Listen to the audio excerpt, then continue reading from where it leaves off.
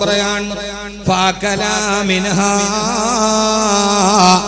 ആദം നബിയും ഹവ്വാ ബീവി റളിയല്ലാഹു തആല അൻഹുമാ അവർ രണ്ടുപേരും വിലക്കപ്പെട്ട കനി വെട്ടിച്ചപ്പോ ബദത് ലഹുമാ സൗആതുഹുമാ അവർ രണ്ടുപേരുടെയും ശരീരത്തിൽ ധരിച്ചിരിക്കുന്ന വസ്ത്രം ഊരി മാറിയിട്ട് അവർ രണ്ടുപേരും പരിപൂർണ നഗ്നരായി മാറി.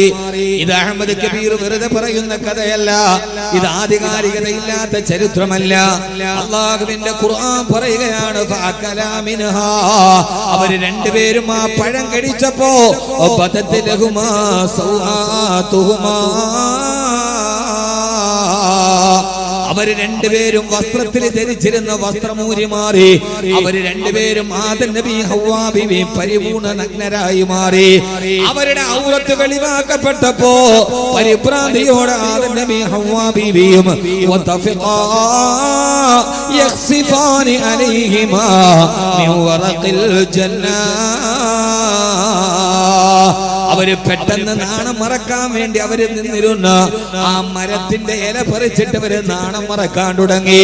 എന്റെ പ്രിയപ്പെട്ട സഹോദരങ്ങളെ, സഹോദരിമാരെ, ആധുനിക ലോകത്തിന്റെ വസ്ത്രധാരണത്തിന്റെ വിവാദത്തിന്റെ നടുവിൽ എന്റെ പ്രിയപ്പെട്ട സഹോദരങ്ങളോട് സഹോദരിമാരോട് ഓർമ്മിപ്പിക്കാനുള്ളത്, ഇബ്ലീസ് ആദ്യമായി ലോകത്തും മനുഷ്യകുലത്തോട് ചെയ്ത അപരാധം, മാനവരാശിയോട് പിശാച് ചെയ്ത ഏറ്റവും വലിയ അപരാധം അവനെ സ്വർഗ്ഗത്തിൽ നിന്ന് പുറത്താക്കൽ മാത്രമല്ല, മനുഷ്യന്റെ നഗ്നത വെളിവാക്കി അവന്റെ വസ്ത്രത്തിൽ പരിപൂർണ നഗ്നത വെളിവാക്കുക എന്ന ആദ്യത്തെ തന്ത്രം മനുഷ്യകുലത്തോട് പ്രയോഗിച്ചത് പിശാചാണ്.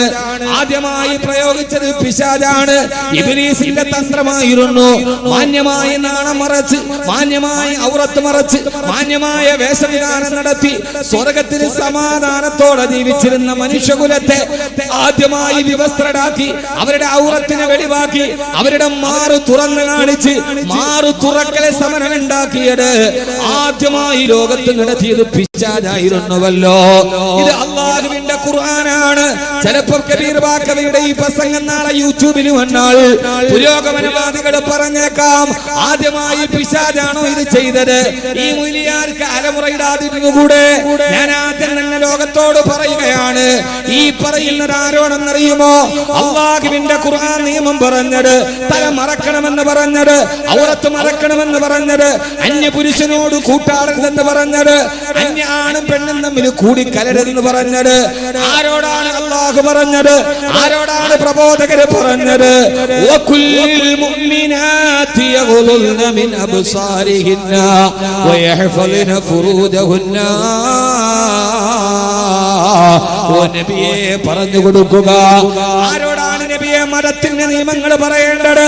കുല്ലിൽ മുഅ്മിനാതി, അല്ലാഹുവിൽ വിശ്വാസമുള്ള, ഖബറിൽ വിശ്വാസമുള്ള, പരലോകത്തിൽ വിശ്വാസമുള്ള വിശ്വാസികളായ സ്ത്രീകളോട് പറയും നബിയെ, ഞങ്ങൾ പ്രബോധനം ചെയ്യുന്നത്, ഖുർആൻ പറയുന്നത്, മാറു മറക്കാൻ പറയുന്നത്, തല മറക്കാൻ പറയുന്നത് മുഅ്മിനാതി, മുഅ്മിനത്തുകളായ പെണ്ണുങ്ങളോടാണ്. മുസ്ലിമായി ജനിച്ച് മുസ്ലിമായി മരിക്കണമെന്ന് ആഗ്രഹമുള്ളവരോടാണ്. മുസ്ലിമായി ജനിച്ചവളോട് മാത്രമല്ല, മുസ്ലിമിന്റെ പേരുള്ളവളോട് മാത്രമല്ല, മുസ്ലിം നാമം പേറിയവളോടല്ല. നിനക്ക് ആടാം, നിനക്ക് പാടാം, നിനക്ക് മാറു തുറക്കാം, നിനക്ക് മാറ് അടക്കാം, നിനക്ക് മുഖം മറക്കാം, മറക്കാതിരിക്കാം, ലെഗിൻസ് ധരിക്കാം, ട്രൗസർ ധരിക്കാം, ഒന്നുമില്ലാതെ നടക്കാം. പൂജാപേരി പണ്ട് ഒന്നുമില്ലാതെ നഗരത്തിലൂടെ പ്രയാണം ചെയ്തിട്ടില്ലേ? ആരാണ് കല്ലെറിഞ്ഞത്? അന്ന് നഗരത്തിലെ പണ്ഡിതന്മാര് കല്ലെറിഞ്ഞുവോ? അന്ന് പ്രബോധകര് തടസ്സം നിന്നുവോ? തുണിയില്ലാതെ നടന്നിട്ടുണ്ട് പെണ്ണ്, തുണിയില്ലാതെ ഓടിയിട്ടുണ്ട് പെണ്ണ്, മാറി തുറന്നിട്ടുണ്ട് പെണ്ണ്. അവരെ ഒന്നും കല്ലെറിയാൻ പ്രബോധകര് വന്നിട്ടില്ല. ആരോടാണ് മതത്തിന്റെ നിയമം പറയുന്നത്? ആ പറയുന്നതിൽ മുഅ്മിനാതി, അല്ലാഹുവിൽ വിശ്വാസമുള്ള പെൺകുട്ടികളോട് പറയും നബിയെ.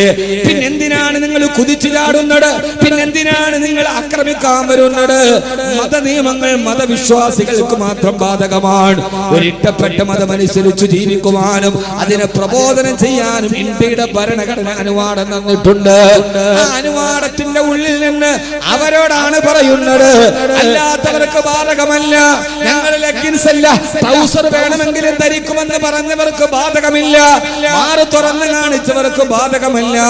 ഇത് പറയുന്നത് അല്ലാഹുവിൽ വിശ്വസിക്കുന്നവരോടാണ്. ഇത് മതവിശ്വാസികൾ വിശ്വാസികളോടാണ്. അതുകൊണ്ട് ഖുർആൻ തന്നെ പറയുകയാ, ആദ്യമായി പിശാച് മനുഷ്യനോട് ചെയ്ത അപരാധം അവന്റെ നഗ്നത വെളിവാക്കലായിരുന്നു, അവന്റെ വസ്ത്രങ്ങളെ വലിച്ചെറിയലായിരുന്നു.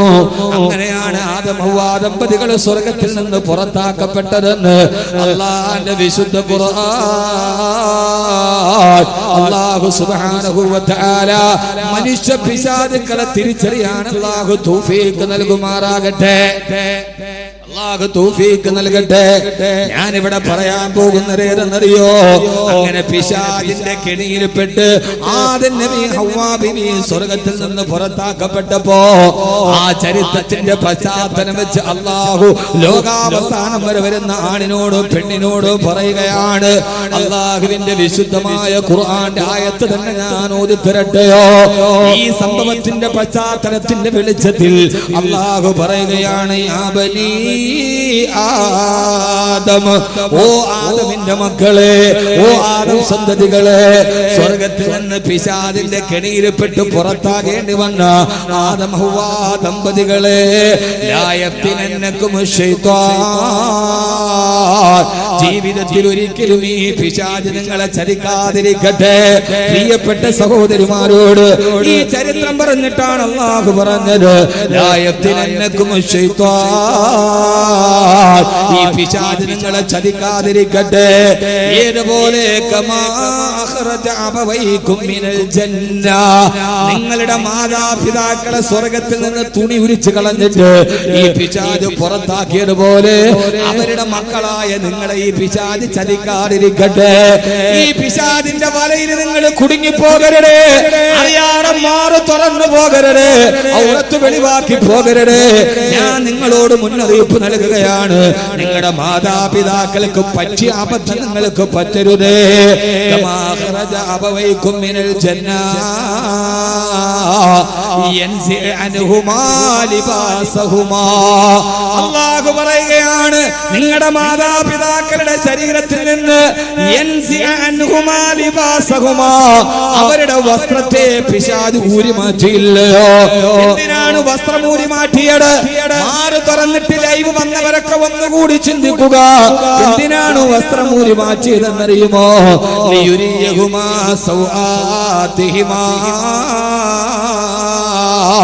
അവരുടെ ശരീരത്തിന്റെ രഹസ്യഭാഗങ്ങൾ വെളിവാക്കാൻ വസ്ത്രങ്ങൾ ഊരിമാറ്റി പിശാച് നിങ്ങളുടെ മാതാപിതാക്കളെ ചതിച്ചതുപോലെ നിങ്ങൾ ആ ചതിയിൽ പെടാതിരിക്കട്ടെ എന്ന് അല്ലാഹുവിന്റെ വിശുദ്ധ ഖുർആൻ.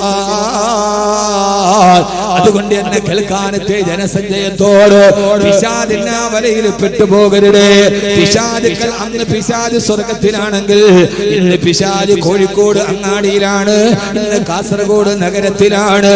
ആ പിശാചിന്റെ അവതാരങ്ങൾ പല കൊടികളും പിടിച്ച് പല ലേബലുകളിൽ മുസ്ലിം പെണ്ണിന്റെ മുമ്പിലൂടെ വലിച്ചെറിഞ്ഞുകൂടെ, വാരി ചുറ്റിക്കൂടെ, ഞങ്ങളുടെ കൂടെ അങ്ങാടിയിലേക്ക് ഇറങ്ങിക്കൂടെ എന്ന് മുസ്ലിം പെണ്ണിന്റെ വസ്ത്രവിധാനം പറഞ്ഞുകൊണ്ട് ഓരിയിടുമ്പോ അല്ലാഹുവിന്റെ ഖുർആൻ പറയുകയാ, എന്റെ പ്രിയപ്പെട്ട സഹോദരാ, ഖുർആനിനേക്കാൾ വലിയൊരു മുന്നറിയിപ്പുണ്ടോ? അല്ലാഹു പറഞ്ഞു, സ്വർഗ്ഗത്തിലെ പിശാച് അവസാനിച്ചിട്ടില്ല. ഇന്നഹു യറാകും ഹുവ വഖബീലുഹു, ഇന്നഹു യറാകും, ആ പിശാചും വഖബീലുഹു, അവന്റെ കുടുംബാംഗങ്ങളും. ആ പിശാചിന്റെ കുടുംബത്തിൽ പിറന്ന കുറെ ആളുകളുണ്ട്. ഇതൊന്നും ബാക്കി വെറുതെ പറയുന്നതല്ല, അല്ലാഹുവിന്റെ വിശുദ്ധ ഖുർആൻ. ആ പിശാചും വഖബീലുഹു, ആ പിശാചിന്റെ കുടുംബാംഗങ്ങളും അവര് നിങ്ങളുടെ ഇടയിലൂടെ ചുറ്റിത്തിരിഞ്ഞ് നടക്കുകയാണ്. അവരെല്ലാവരും നിങ്ങളെ വഴിപഴപ്പിക്കാൻ നോക്കുകയാണ്. ആ സമയത്തൊക്കെ നിങ്ങൾ അതിൽ നിന്ന് മാറി നിന്ന് അല്ലാഹുവിന്റെ വിശുദ്ധമായ ദീനിന്റെ മാനദണ്ഡങ്ങളിലൂടെ നീ നടന്നു പോകണേ എന്ന് അല്ലാഹുവിന്റെ വിശുദ്ധ ഖുർആൻ. അതുകൊണ്ട് എന്റെ പ്രിയപ്പെട്ട സഹോദരങ്ങളോട് സഹോദരിമാരോട് വസ്ത്രം എങ്ങനെ ധരിക്കണം, എന്താണ് ധരിക്കേണ്ടത് എന്നത് ഓരോ പൗരന്റെയും അവകാശമാണ്. അവൻ ഇഷ്ടമുള്ള വസ്ത്രം ധരിക്കാം, ഇഷ്ടമുള്ളത് അവൻ അണിഞ്ഞ് നടക്കാം, അവൻ വസ്ത്രമില്ലാതെയും നടന്നു പോകാം. തടയാൻ ആർക്കും അനുവാദമില്ല. കാരണം ഇതൊരു ഭരണഘടന അവകാശം വെച്ചു കൊടുത്ത, അംഗീകരിച്ചു കൊടുത്ത അവന്റെ അവകാശങ്ങളാണ്. ആ അവകാശങ്ങളിലേക്ക് നമ്മൾ കടന്നു വരുന്നില്ല. പക്ഷേ എന്റെ പ്രിയപ്പെട്ട സഹോദരങ്ങളെ, ഈ നന്മയുടെ വഴികളെ കൈവിടാതിരിക്കുക. അല്ലാഹു സുബ്ഹാനഹു വ തആല തൗഫീഖ് നൽകി അനുഗ്രഹിക്കുമാറാകട്ടെ. അല്ലാഹു തൗഫീഖ് നൽകി അനുഗ്രഹിക്കുമാറാകട്ടെ. ഖുർആൻ പറയാണ്, ഇന്നഹു ആപിശാജും വഖബീലുഹു, അവന്റെ കുടുംബാംഗങ്ങളും. അതൊക്കെ ആരാന്ന് പേര് നിങ്ങൾ വായിച്ചെടുത്തോണം. ഈ പേര് പറഞ്ഞിട്ട് അടുത്ത കേസ് എന്റെ മേലെ വരണ്ട. ഇത് ഖുർആനാണ്. ഖുർആനിനേക്കാൾ വലിയൊരു മുന്നറിയിപ്പ് ലോകത്ത് അല്ലാഹു നൽകിയിട്ടില്ല. നമ്മളോട് പറയാൻ, കടലിന്റെ ബേക്കല് ബീച്ചിൽ പോകുമ്പോ ബോർഡ് കാണും, ആഴമേറിയ ഭാഗമാണ്, ഇറങ്ങരുത് എന്നൊരു ബോർഡ് കണ്ടാൽ നമ്മളവിടെ കാണൂലേ. ഇപ്പോ കാഞ്ഞങ്ങാട് ഈ ബൈപ്പാസ് അങ്ങോട്ടാ പോവാ, കാഞ്ഞങ്ങാട് കാസർഗോഡ് ബൈപ്പാസില് ചില സ്ഥലത്ത് ബോർഡ് കാണാം, 6 മാസത്തിന് ഇവിടെ പൊലിഞ്ഞത് 20 പേർ. എന്താണ് ആ ബോർഡ്? നിങ്ങളുടെ മുമ്പേ വന്ന ആളുകൾ ഇവിടെ പെടഞ്ഞു മരിച്ചിട്ടുണ്ട്, അതുകൊണ്ട് വരുന്ന നിന്റെ സ്പീഡ് കുറയ്ക്കുക, ഇല്ലെങ്കിൽ നീയും പോയി കുഴിയിൽ വീടും. അള്ളാഹു ഖുർആനിൽ ഒരു ബോർഡ് വെക്കാണ് സൂറത്തുൽ അറാഫിൽ, യാ ബനി ആദം, ആദമിന്റെ മക്കളെ, നിങ്ങളുടെ വാപ്പയും ഉമ്മയും തുണി ഉരിഞ്ഞിട്ട് പിശാച് സ്വർഗ്ഗത്തിൽ നിന്ന് വെളിയിലാക്കിയിട്ടുണ്ട്. ലാ യഫ്തിനന്നകും ശൈത്താൻ, മക്കളെ നിങ്ങളുടെ വാപ്പയും ഉമ്മയും കെണിയിൽ വീണിച്ച പിശാച് നിങ്ങളെയും വീഴിക്കാതിരിക്കട്ടെ, നിങ്ങൾ സൂക്ഷിച്ച് ജീവിക്കാവൂ എന്ന് ഖുർആൻ നമ്മോട് മുന്നറിയിപ്പിന്റെ ബോർഡ് തരികയാണ്. അപ്പൊ നമ്മൾ അതിനെ മറികടന്ന് പോകാവോ? പോകാൻ പാടില്ല. അള്ളാഹു നമുക്ക് ബോധം തരട്ടെ. അവനും അവന്റെ കുടുംബക്കാരും നിങ്ങളെ വലവീശി നടക്കാൻ, ആ വലവീശി നടക്കുന്ന നിങ്ങൾ അതിലേക്ക് പെടാതിരിക്കും. എന്റെ പ്രിയപ്പെട്ട സഹോദരങ്ങളെ, കോഴിക്കോട് ഫറൂഖ് കോളേജിൽ മുൻകഴിഞ്ഞു പോയ പ്രഭാഷകർ സൂചിപ്പിച്ചിട്ടുണ്ട്, ഒരധ്യാപകൻ അദ്ദേഹം ഒരു മതവേദി നടത്തിയ പരാമർശത്തിന്റെ പേരിലാണ് കേരളം മുഴുവനും ഇളകി മറിഞ്ഞത്. പുരോഗമനവാദികളും അല്ലാത്തവരും വല്ലാതെ വാഗ്വാദത്തിലേടിയത്. സമുദായ സേവനത്തിന്റെ മൂടുപടമണിഞ്ഞ മലങ്കടുകന്മാർ അവർക്ക് ഒത്താശ ചെയ്ത് കടന്നു വന്നത്. എന്നിട്ട് അവർ പിന്നീട് ആ പോസ്റ്റുകൾ തിരുത്തിയത്. രാത്രിയിൽ കോഴിയെ പിടിക്കുകയും ഉച്ചയ്ക്ക് അതിന്റെ പേരിൽ അനുശോചനം അർപ്പിക്കുകയും ചെയ്യുന്ന ഈ പരിപാടി അത്ര വലിയ കപട മതേതരവാദികൾക്ക് നല്ലതല്ല. ഈ മതേതരവാദം വല്ലാതെ കൂടി അതത്ര നല്ലതല്ല. രാത്രിയിൽ കോഴിയെ പിടിക്കുക, അതിനെ കൊന്നു തിന്നിട്ട് പിന്നെ ഉച്ചയ്ക്ക് അനുശോചനം നടത്തുക, അതത്ര നല്ല പരിപാടിയല്ലെന്ന് മനസ്സിലാകുന്നവരോട് മനസ്സിലാകാത്ത ഭാഷയിൽ ഞാൻ ഓർമ്മിപ്പിക്കുകയാണ്. അതുകൊണ്ട് ഫറൂഖ് കോളേജിലെ ഒരു അധ്യാപകൻ അദ്ദേഹം വസ്ത്രത്തിന്റെ രൂപവുമായി ബന്ധപ്പെട്ട ഒരു പരാമർശം നടത്തിയപ്പോ ആ പരാമർശത്തെ ഏറ്റുപിടിച്ച ആളുകൾ, അദ്ദേഹത്തിനെതിരെ കേസെടുത്ത ആളുകൾ നിങ്ങൾക്കറിയുമോ എന്ന് എനിക്കറിയില്ല. കേരളം അറിഞ്ഞ മലയാളം അറിഞ്ഞ ഏറ്റവും വലിയ മഹാകവിയായിരുന്ന കുമാരനാശാന്റെ ദുരവസ്ഥ, കുമാരനാശാൻ ദുരവസ്ഥ എഴുതി. ആ ദുരവസ്ഥയിൽ കുമാരനാശാൻ ക്രൂര മുഹമ്മദർ ചിന്തുന്ന ഹൈന്ദവ ചോരയിൽ ചൊന്നിടും ഏറുനാട്ടിൽ എന്ന് കുമാരനാശാൻ ഒരു വരി എഴുതി. ക്രൂര മുഹമ്മദർ ചിന്തുന്ന ഹൈന്ദവ ചോരയിൽ ചേർന്നിടും ഏറനാട്ടിൽ എന്ന് മുസ്ലിമീങ്ങൾക്കെതിരെ മുസ്ലിമീങ്ങൾ ഹൈന്ദവരെ മുഴുവനും കൊല ചെയ്യുന്നു എന്ന അർത്ഥത്തിൽ ഒരു കവിത എഴുതി. അന്ന് ജീവിച്ചിരുന്ന മഹാനായ ഒരു സമൂഹത്തിന്റെ തുടിപ്പുകൾ അറിഞ്ഞ് ക്രാന്ത ദാർശനികതയോടെ ഇടപെട്ട ആളെ വെച്ചപ്പോ കേട്ടപ്പോ കയറെടുത്തത് ആളല്ല, പെട്ടെന്ന് ഫേസ്ബുക്കിൽ പോസ്റ്റ് ചെയ്ത നേതാക്കന്മാരല്ല, മഹാനായ മർഹൂം CH മുഹമ്മദ് സാഹിബ് അടക്കം മഹാനായ സീതി സാഹിബ് ഉൾപ്പെടെയുള്ള മുഴുവൻ പരിഷ്കർത്താക്കളും അതിനെതിരെ മുമ്പോട്ട് വന്നു. അവസാനം ഇത് തെറ്റാണ്, ഹിന്ദുക്കളുടെ രക്തം മുസ്ലിമീങ്ങൾ ചിന്തിയിട്ടില്ല, കവിതയിൽ പരാമർശം ഒഴിവാക്കണമെന്ന് കുമാരനാശാന്റെ കവിതയെ കുറിച്ച് സീതി സാഹിബ് അടക്കമുള്ള ആളുകൾ രംഗത്തോട്ട് വന്നു. അവസാനം തിരുവനന്തപുരത്തെ മുസ്ലിം ഹോസ്റ്റലിൽ വന്ന് കുമാരനാശാൻ താൻ പറഞ്ഞത് ആ രീതിയിലല്ല, ആ അർത്ഥത്തിലല്ല എന്ന് പറയുകയും അദ്ദേഹം അതിൽ ഖേദം പ്രകടിപ്പിക്കുകയും പിന്നീട് അത് മാറ്റാൻ വേണ്ടി ഇനി ഞാൻ ഒരിക്കലും അത് ചെയ്യില്ല, ഞാൻ ഹൈന്ദവ മുസ്ലിം സാഹോദര്യത്തിന് വേണ്ടി അടുത്ത ഒരു കവിത എഴുതുമെന്ന് പറഞ്ഞിട്ട് കുമാരനാശാൻ അവിടെ നിന്ന് ഇറങ്ങിപ്പോയി. അന്ന് ആര് ഫേസ്ബുക്ക് എടുത്തു വെച്ചിട്ട് കുമാരനാശാനോടൊപ്പം എന്ന് പറഞ്ഞ് ഹാഷ്ടാഗ് ചെയ്ത് കളിച്ചില്ല. കുമാരനാശാൻ കവിതയിൽ എഴുതിയിട്ടുണ്ട്. നിങ്ങൾക്കറിയുമോ എന്ന് എനിക്കറിയില്ല. സീതാചക്രം എന്ന് പറയുന്ന ഒരു നോവലിൽ പുനത്തിൽ കുഞ്ഞബ്ദുള്ള സ്ത്രീയുടെ മാറിടത്തെ കുറിച്ച് അന്തരിച്ചു പോയ എഴുത്തുകാരൻ പുനത്തിൽ കുഞ്ഞബ്ദുള്ള അദ്ദേഹത്തിന്റെ സീതാചക്രത്തിൽ ഒരു വലിയ വീട്ടിലെ വേലക്കാരികളായ പെണ്ണുങ്ങളുടെ ശരീരത്തിന്റെ അവയവങ്ങളെ സ്ത്രീ അവയവത്തെ കുറിച്ച് പുനത്തിൽ കുഞ്ഞബ്ദുള്ള എഴുതിയ നോവൽ ഇപ്പോഴും ലഭ്യമാണ്. ഒന്ന് വായിച്ചു നോക്കിയാൽ പരേതന്റെ പേരിൽ കേസെടുക്കേണ്ടി വരും. ആ വാക്കുകൾ ഞാനിവിടെ ഈ സദസ്സിൽ അത് പറഞ്ഞ് ഞാനൊന്നും പറയുന്നില്ല. കാരണം ആ വാക്കുകൾ പറയാൻ എനിക്കിഷ്ടമല്ല. ഞാൻ എപ്പോഴും വാക്കുകളിൽ സഭ്യത സൂക്ഷിക്കാൻ ആഗ്രഹിക്കുന്ന ആളാണ്. കേരളത്തിന്റെ മുൻ ചീഫ് സെക്രട്ടറി, നമ്മുടെ കേരളത്തിന്റെ മുൻ ചീഫ് സെക്രട്ടറി 1960 ലണ്ടനിലെ മേരി ക്യാൻഡ് എന്ന ഫാഷൻ ഡിസൈനർ മിനി സ്കേർട്ട് അവതരിപ്പിച്ചു. അദ്ദേഹം എഴുതുകയാണ്, കേരളത്തിന്റെ ഒരു മുൻ ചീഫ് സെക്രട്ടറി 1960 ഇത് നിങ്ങൾ നന്നായിട്ട് കേൾക്കണം, ബാക്കി പിന്നെ നിങ്ങൾ വായിച്ചോണം, ഞാൻ എന്റെ വാതിലോട്ട് പോവാണ്. 1960 ലണ്ടനിലെ മേരി ക്വാൻഡ് എന്ന ഫാഷൻ ഡിസൈനർ മിനി സ്കേർട്ട് അവതരിപ്പിച്ചു. നീളം കുറഞ്ഞ ഒരു മിനി സ്കേർട്ട് പെണ്ണുങ്ങൾ ഇടുന്ന. ഇപ്പോൾ മിനിക്ക് പ്രായഭേദമില്ല. മിനി സ്കേർട്ട് ഇപ്പൊ പ്രായഭേദമില്ലാതെ എല്ലാവരും ധരിക്കുന്നുണ്ട്. വാക്യം എഴുതിയല്ല, കേരളത്തിന്റെ മുൻ ചീഫ് സെക്രട്ടറി എഴുതിയതാണ്. പിഞ്ചു ബാലികമാർ മുതൽ സിന്ധി പശുക്കളെ വെല്ലുന്ന രീതിയിൽ കൊഴുത്തു തടിച്ച ഉപ്പുമാങ്ങാ ഭരണികൾ വരെ ഈ മിനിയുടെ ആരാധകരാണ്. മിനി സ്കേർട്ട് ധരിക്കുന്നവരെ കുറിച്ച് കേരളത്തിന്റെ മുൻ കോട്ടും സൂട്ടുമിട്ട ചീഫ് സെക്രട്ടറി ഈ തൊപ്പിയും താടിയും വെച്ച മുരിയാരല്ല, അവരെല്ലാം നിങ്ങൾക്ക് കൊത്താൻ വലിയ എളുപ്പം. അദ്ദേഹം എഴുതുകയാണ്, പിഞ്ചു ബാലികമാർ മുതൽ സിന്ധി പശുക്കളെ വെല്ലുന്ന രീതിയിൽ കൊഴുത്തു തടിച്ച ഉപ്പുമാങ്ങാ ഭരണികൾ വരെ മിനിയുടെ ആരാധകരാണ്. ഞാൻ ഈയിടെ ദുബൈയിൽ ഒരു പള്ളിയിൽ പോയി. കുറച്ച് കഴിഞ്ഞപ്പോൾ ഭക്തജനങ്ങളുടെ വരവായി. നിതംബം താളാത്മകമായി ചലിപ്പിച്ച് മൈക്രോ മിനികൾ മുതൽ മിനികൾ മുൻപിൻ ഭാഗങ്ങൾ ഉദാരമായി തുറന്നിട്ടിട്ടുണ്ട്. പള്ളി നിറയെ ചെറുപ്പക്കാർ. നിങ്ങൾ നന്നായിട്ട് കേൾക്കണേ. നിതംബം താളാത്മകമായി ചലിപ്പിച്ചു മൈക്രോ മിനികൾ മുൻപിൻ ഭാഗങ്ങൾ ഉദാരമായി തുറന്നിട്ടിട്ടുണ്ട്. പള്ളി നിറയെ ചെറുപ്പക്കാർ ഈത്തപ്പഴത്തിൽ ഈച്ച പൊതിയുന്നത് പോലെ, വത്തക്കൊന്നുമല്ല, ഈത്തപ്പഴത്തിൽ ഈച്ച പൊതിയുന്നത് പോലെ കുർബാനയ്ക്ക് വേണ്ടി മാദകത്തിടമ്പുകൾ മുട്ടിന്മേൽ നിൽക്കുന്നത് കണ്ടപ്പോ എന്റെ സപ്തനാഡികളും തളർന്നുപോയി. കുർബാനയ്ക്ക് വേണ്ടി മാദകത്തിടമ്പുകൾ മുട്ടിന്മേൽ നിൽക്കുന്നത് കണ്ടപ്പോൾ എന്റെ സപ്തനാഡികളും തളർന്നുപോയി.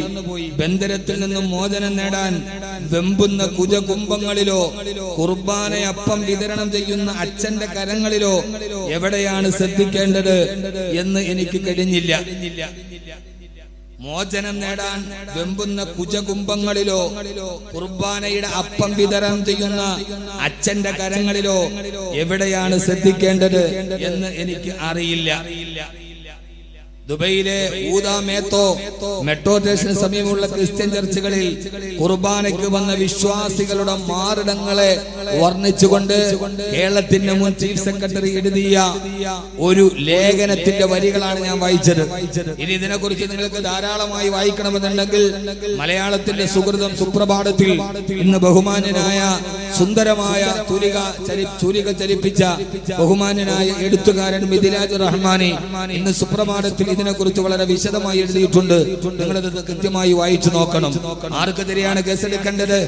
ഈ കേരളത്തിന്റെ മുൻ ചീഫ് സെക്രട്ടറി എഴുതിയ ഈ പെണ്ണിന്റെ മാറിടത്തെ വർണ്ണിച്ച ഈ വാക്കുകൾക്കെതിരെ കേസുകൾ നിലനിൽക്കുന്നുണ്ടോ? അതൊരു പ്രസംഗമല്ല, അത് അക്ഷരമായി ആളുകൾ ഇപ്പോഴും വായിച്ചുകൊണ്ടിരിക്കുകയാണ്.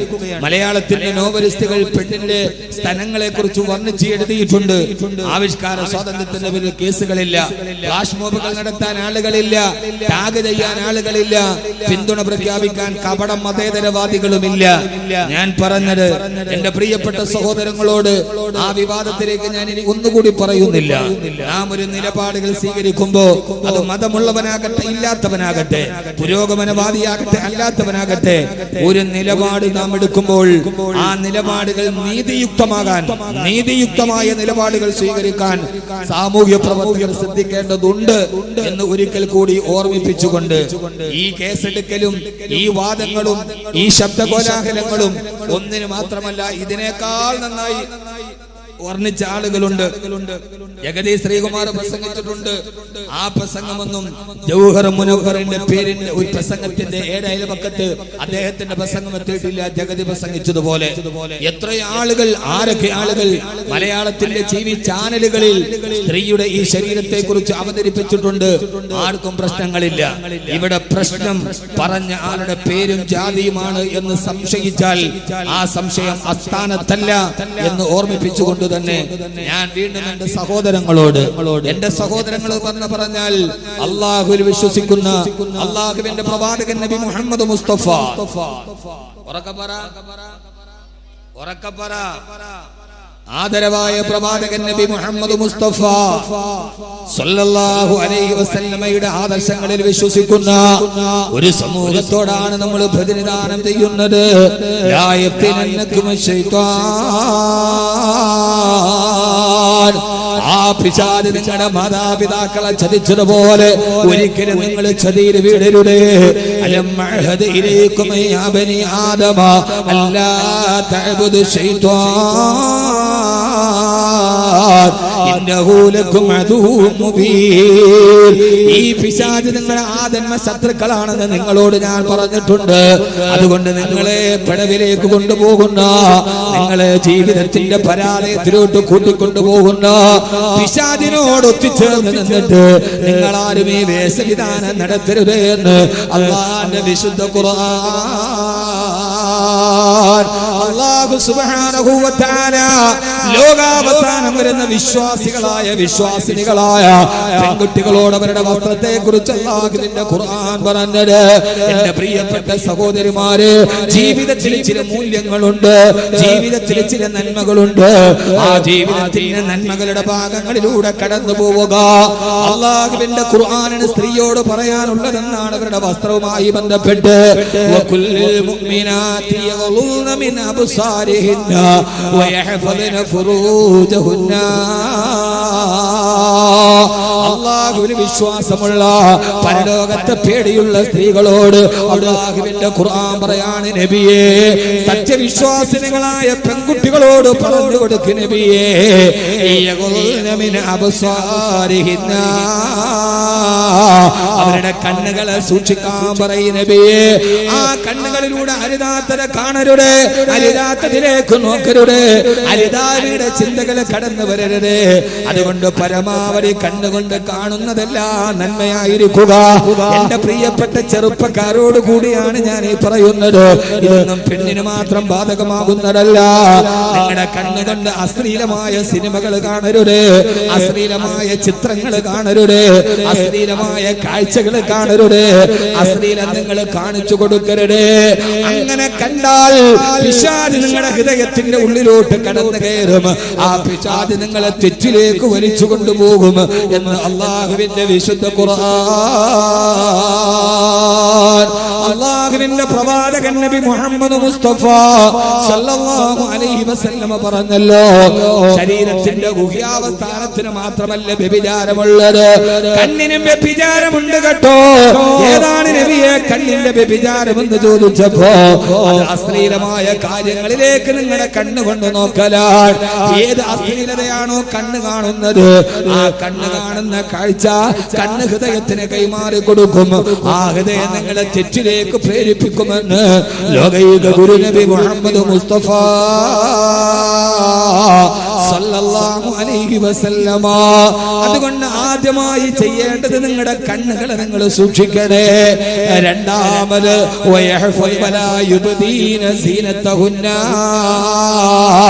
നിങ്ങളുടെ സൗന്ദര്യത്തെ നിങ്ങൾ വെളിവാക്കാൻ പാടില്ല. ഇവിടെ എന്നെ നോക്ക്. അല്ലാഹുവിന്റെ ഖുർആൻ പറയാൻ,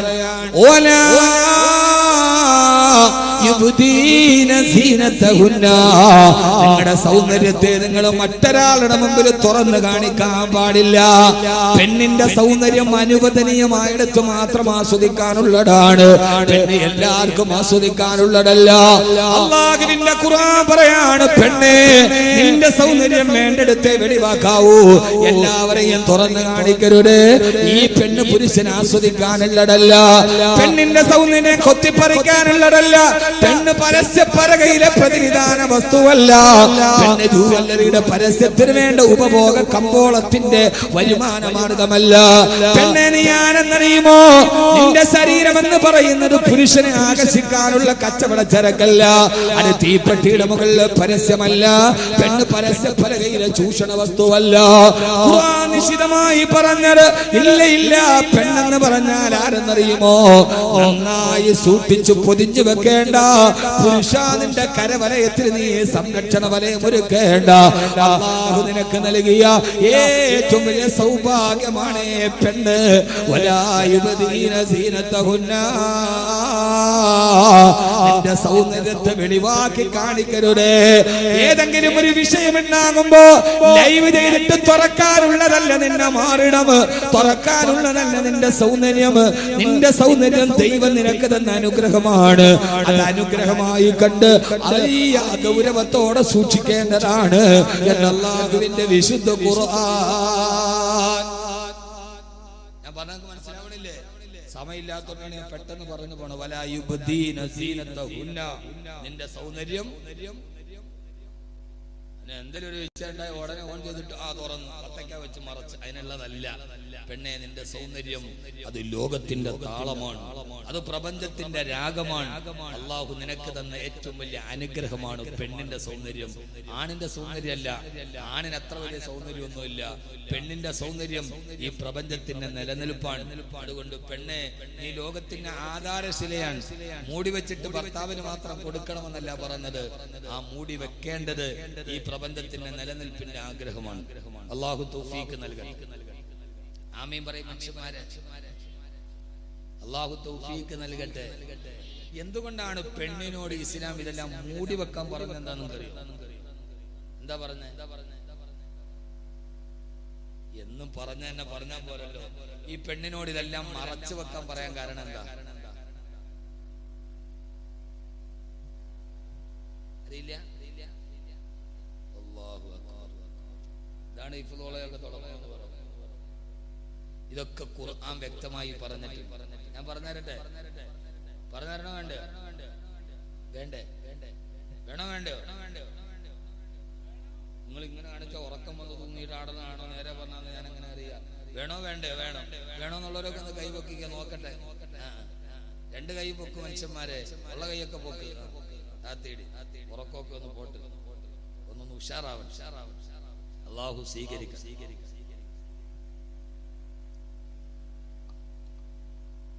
കുട്ടി ഇങ്ങോട്ട് എന്റെ കൂടെ കേസ് വരുമെന്ന് അറിഞ്ഞോടാ. അല്ലാഹു സുബ്ഹാനഹു വ തആല ഖുർആനിൽ ഒരു ആയത്ത് പറയുന്നു, നന്നായിട്ട് കേട്ടോളി. ഇതിപ്പോ എനിക്ക് തുറന്നിട്ടപ്പോ എന്താ പ്രശ്നം എന്ന് ചോദിച്ചാൽ ഇത് തന്നെ പ്രശ്നം.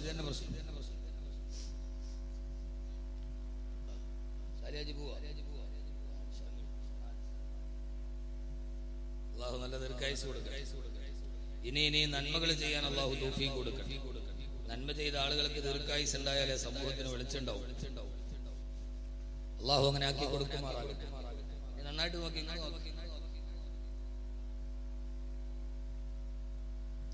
അല്ലാഹു സുബ്ഹാനഹു വ തആല വിവാഹത്തെ കുറിച്ച് പറഞ്ഞപ്പോൾ ആ സമയത്ത് അല്ലാഹു പറഞ്ഞത് വമിൻ ആയാതിഹി അൻ ഖലഖ ലക്കും മിൻ അൻഫുസികും അസ്വാജ. അല്ലാഹു സുബ്ഹാനഹു വ തആല ചെയ്ത അനുഗ്രഹത്തിൽ ഏറ്റവും പ്രധാനപ്പെട്ട ഒരു അനുഗ്രഹമാണ് നിങ്ങളുടെ ശരീരത്തിൽ നിന്ന് നിങ്ങൾക്ക് ഭാര്യമാരെ തിരഞ്ഞെടുത്ത് തന്നത്.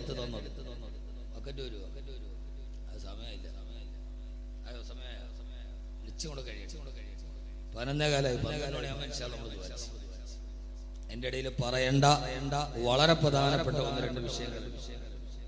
അല്ലാഹു വിവാഹത്തെ കുറിച്ച് പറഞ്ഞത്, അല്ലാഹു പറഞ്ഞത് എന്താ? അല്ലാഹുവിന്റെ വലിയൊരു ദൃഷ്ടാന്തമാണ്. ആകാശം പോലെ ഭൂമി പോലെ അല്ലാഹുവിന്റെ വലിയൊരു ദൃഷ്ടാന്തമാണ്. അന ഖലഖലകും മിൻ അൻഫുസികും അസ്വാജാ, നിങ്ങളുടെ ശരീരത്തിൽ നിന്ന് തന്നെ നിങ്ങളുടെ ഇണകളെ അല്ലാഹു തിരഞ്ഞെടുത്ത് തന്നത്. ആ ഇണകളെ കല്യാണം കഴിക്കുന്നത് നിങ്ങൾക്ക് ഓർമ്മയില്ലേ? എവിടെയോ കിടന്നൊരു പെണ്ണിനെ ഒരു നിക്കാഹിന്റെ പദം പറഞ്ഞ് വീട്ടിലേക്ക് കൂട്ടിക്കൊണ്ടുവന്ന് അതേവരെ അന്യരായി കിടന്ന ആണും പെണ്ണും കിടപ്പറയിലോട്ട് കയറുകയാണ്. അല്ലാഹു പറയുകയാണ്, നിങ്ങൾക്കൊരു ഭാര്യയെ തിരഞ്ഞെടുത്ത് തന്നെന്ന് മാത്രമല്ല, ആണിന്റെയും പെണ്ണിന്റെയും ഇടയിൽ വജഅല ബൈനകും മവദ്ദതൻ വറഹ്മ, അവരുടെ ഇടയിൽ ആരും അറിയാത്തൊരു ബന്ധത്തെ ഞാൻ നൽകിയിട്ടുണ്ട്.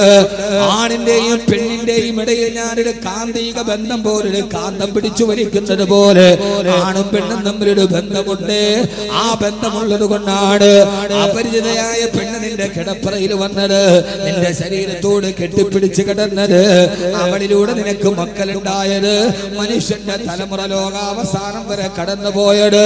പെണ്ണെ അല്ലാഹു പറയാണ്, ഏത് പെണ്ണും ആണും തമ്മിൽ അവരുടെ ഇടയിൽ അവരറിയാത്തൊരു പരസ്പര ബന്ധമുണ്ട്. ആണും പെണ്ണും തമ്മിൽ ഈ വികാരപരമായ ബന്ധമില്ലെങ്കിൽ അവരുടെ ഇടയിൽ സ്ത്രീ പുരുഷ സംയോഗം സാധ്യമല്ല. അതിലൂടെ മനുഷ്യന്റെ തലമുറ ലോകത്ത് നിലനിൽക്കുകയില്ല. ഈ പെണ്ണും ആണും അടച്ചു വെച്ച് നടക്കുമ്പോ അവരുടെ ഇടയിൽ ഒരു വലിയ ബന്ധമുണ്ട്. ആ ബന്ധത്തിന്റെ ചരടിനെ നിങ്ങൾ മുറിച്ചു കളയരുത്. ആണിനും പെണ്ണും തമ്മിൽ എപ്പോഴും ഒരു എന്തായാലും പറയാ ഒരു വല്ലാത്തൊരു വികാര ബന്ധമുണ്ട്. അതുകൊണ്ടാണ് പെണ്ണിനെ കണ്ട് അറിയാതെ നോക്കി പോണത്.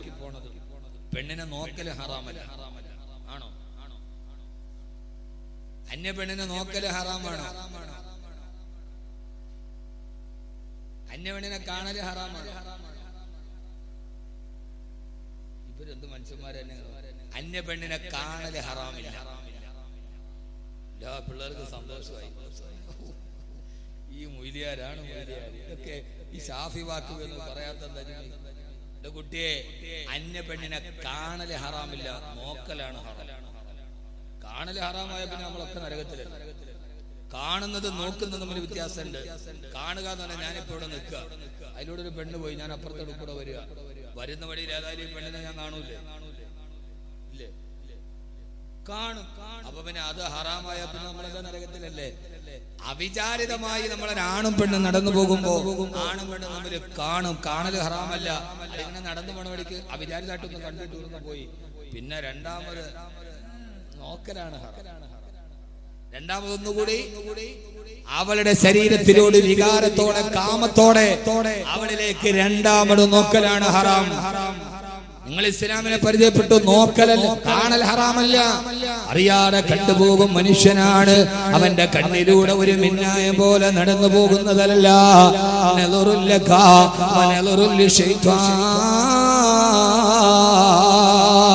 അതുകൊണ്ടാണ് അല്ലാഹുവിന്റെ റസൂൽ പറഞ്ഞത്, യുവാക്കളെ, പെണ്ണിനെ ഒരു പ്രാവശ്യം കണ്ടുപോയാൽ ആ കാണൽ അനുവദനീയമാണ്. പക്ഷേ രണ്ടാമത് എടുത്ത പെണ്ണിനെ വീണ്ടും നോക്കി നിന്നാൽ ആ നോട്ടൽ അത് പിശാചിന്റെ കളിയാണ് എന്ന് അല്ലാഹുവിന്റെ പ്രവാചകൻ നബി മുഹമ്മദ് മുസ്തഫ. സഹോദരങ്ങളെ, ആണും പെണ്ണും തമ്മിൽ ഒരു വലിയ അടുപ്പം അല്ലാഹു നൽകിയിട്ടുണ്ട്. പെണ്ണിനോട് ആണിനൊരു കൗതുകമുണ്ട്, ആണിനോട് പെണ്ണിനൊരു കൗതുകമുണ്ട്. ഇത് നിങ്ങൾ ശ്രദ്ധിച്ചു കേട്ടോളുക. എപ്പോഴും മൂടി വെച്ചിരിക്കുന്നതിനോടാണ് മനുഷ്യന് കാണാൻ കൗതുകമുണ്ടാവുക. എപ്പോഴും മനുഷ്യന് കൗതുകം എന്തിനോടാണ്? മൂടി വെച്ചതിനോടാണ്. തുറന്നു വെച്ചതിനോടുണ്ടോ? തുറന്നു വെച്ചതിനോടുണ്ടോ? ഇല്ല. ഇപ്പൊ ഉദാഹരണമായിട്ട് നിങ്ങളെല്ലാം നടന്നു പോകുമ്പോ എന്റെ ഒരു പേന വഴി കിടക്കും, നമ്മൾ ആ പേന നോക്കി നിൽക്കുക കൗതുകത്തോടെ? ഇല്ല. എന്നാൽ അപ്പുറത്തൊരു പൊതി, ഒരു സാധനം പൊതിഞ്ഞിട്ടിരിക്കുകയാണ്, ഒരു പൊതി. നിങ്ങൾ ആ പൊതി എടുത്താൽ ഇങ്ങനെ അതിന്റെ അകത്തെന്താന്ന് കാണാനുള്ള കൗതുകം വല്ലാത്ത കൗതുകം അല്ലേ? വെറുതെ തുറന്നിട്ടിരിക്കുന്ന സാധനത്തിലേക്ക് ആരും നോക്കില്ല, കാരണം അത് കണ്ട് മടുത്തതാണ്. എന്നാൽ പൊതിഞ്ഞു വെച്ചിരിക്കുന്ന സാധനം അത് കാണാൻ ഭയങ്കര കൗതുകവും ആഗ്രഹവും ഇതും മനുഷ്യന്റെ പ്രത്യേകതയാണ്. നിങ്ങളിപ്പോ ഒന്ന് ആലോചിച്ച് നോക്കി, ഒരു പെണ്ണിന്റെ കൈ കാണാൻ വേണ്ടി ആരെങ്കിലും കൗതുകത്തോടെ നോക്കും? പെണ്ണിന്റെ കൈ എന്നേ തുറന്നു കിടക്കുക? ഒരു പെണ്ണിന്റെ കാൽപാദം അത് കാണാൻ കൗതുകത്തോടെ നോക്കൂ. അത് തുറന്ന് കണ്ട് കണ്ട് കണ്ട് കണ്ട് അത് കാണാനുള്ള കൗതുകം കുറഞ്ഞുപോയി. എപ്പോഴും അവൾ മറച്ചു വെച്ചതിന്റെ ഉള്ളിലുള്ളത് കാണാനാണ് കൗതുകം, ആഗ്രഹം.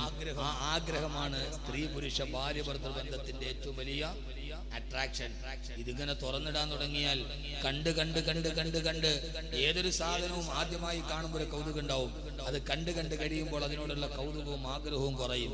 അങ്ങനെ എല്ലാം തുറന്നിട്ട് പരിപൂർണ്ണ നഗ്നരായി നടക്കാൻ ആണും പെണ്ണും തീരുമാനിച്ചാൽ പിന്നെ ആണും പെണ്ണും തമ്മിലുള്ള ശാരീരിക ബന്ധത്തിന്റെ വൈകാരികത നഷ്ടപ്പെട്ടു പോകും. അത് മനുഷ്യ കുലത്തിന്റെ ആവിർഭാവത്തിന് തന്നെ തടസ്സമാകും. അതുകൊണ്ട് ആണും പെണ്ണും തമ്മിലുള്ള ആഗ്രഹം നിലനിൽക്കാനാണ് അല്ലാഹുവിന്റെ ഖുർആൻ പറഞ്ഞത്, നീ മൂടിവെക്ക്. ഇനിയിപ്പോ എനിക്ക് ഇതിൽ കൂടുതലൊന്നും പറയാൻ പറ്റില്ല. ഒന്നാമത് എന്ത് പറഞ്ഞാലും പ്രശ്നമാണ്. എന്റെ പൊന്നു ഹബീബന്മാരെ, നിങ്ങൾ എന്നെ വായി പൊളിച്ച് നോക്കിയാൽ എന്താ? ഇനിയിപ്പോ അതിന്റെ മുകളിലോട്ട് എനിക്കിപ്പോ തുറന്നു പറയാൻ പറ്റില്ല. ഇത്രേ പറയാൻ പറ്റും. തമ്മത്തിൽ കിതാബി ഔലിയാഹിൽ മലിക്കുൽ വഹാബ്, ഇത്രേ ഉള്ളൂ. അതിന്റെ അപ്പുറത്തോട്ടില്ല. അതുകൊണ്ട് ഇസ്ലാം പറഞ്ഞത്, ഞാൻ ഈ വിഷയം ആനുകാലികമായി പറയുന്നത്, ഇസ്ലാം മൂടിവെക്കാൻ പറഞ്ഞത് പെണ്ണിനെ അകത്തിരുത്താനല്ല, ഈ മനുഷ്യന്റെ തലമുറ നിലനിൽക്കാനാണ്. അള്ളാഹു ബോധം തരട്ടെ, അള്ളാഹു ബോധം തരട്ടെ. നമ്മൾ ഈ മൂടിയിരിക്കുന്ന സാധനം കാണാനല്ലേ നമുക്ക് കൊതി തോന്നുക, അങ്ങനെയല്ലേ? എന്തിട്ട് പിള്ളേരാ നിങ്ങൾ അത്ര മുത്തക്കിങ്ങളാ, നിങ്ങൾ തുറന്നിട്ടാലും നോക്കാത്ത ആളുകളാ. നിങ്ങളുടെ ഇരിപ്പ് വന്നിട്ട് അങ്ങനെയാണല്ലോ തോന്നണേ.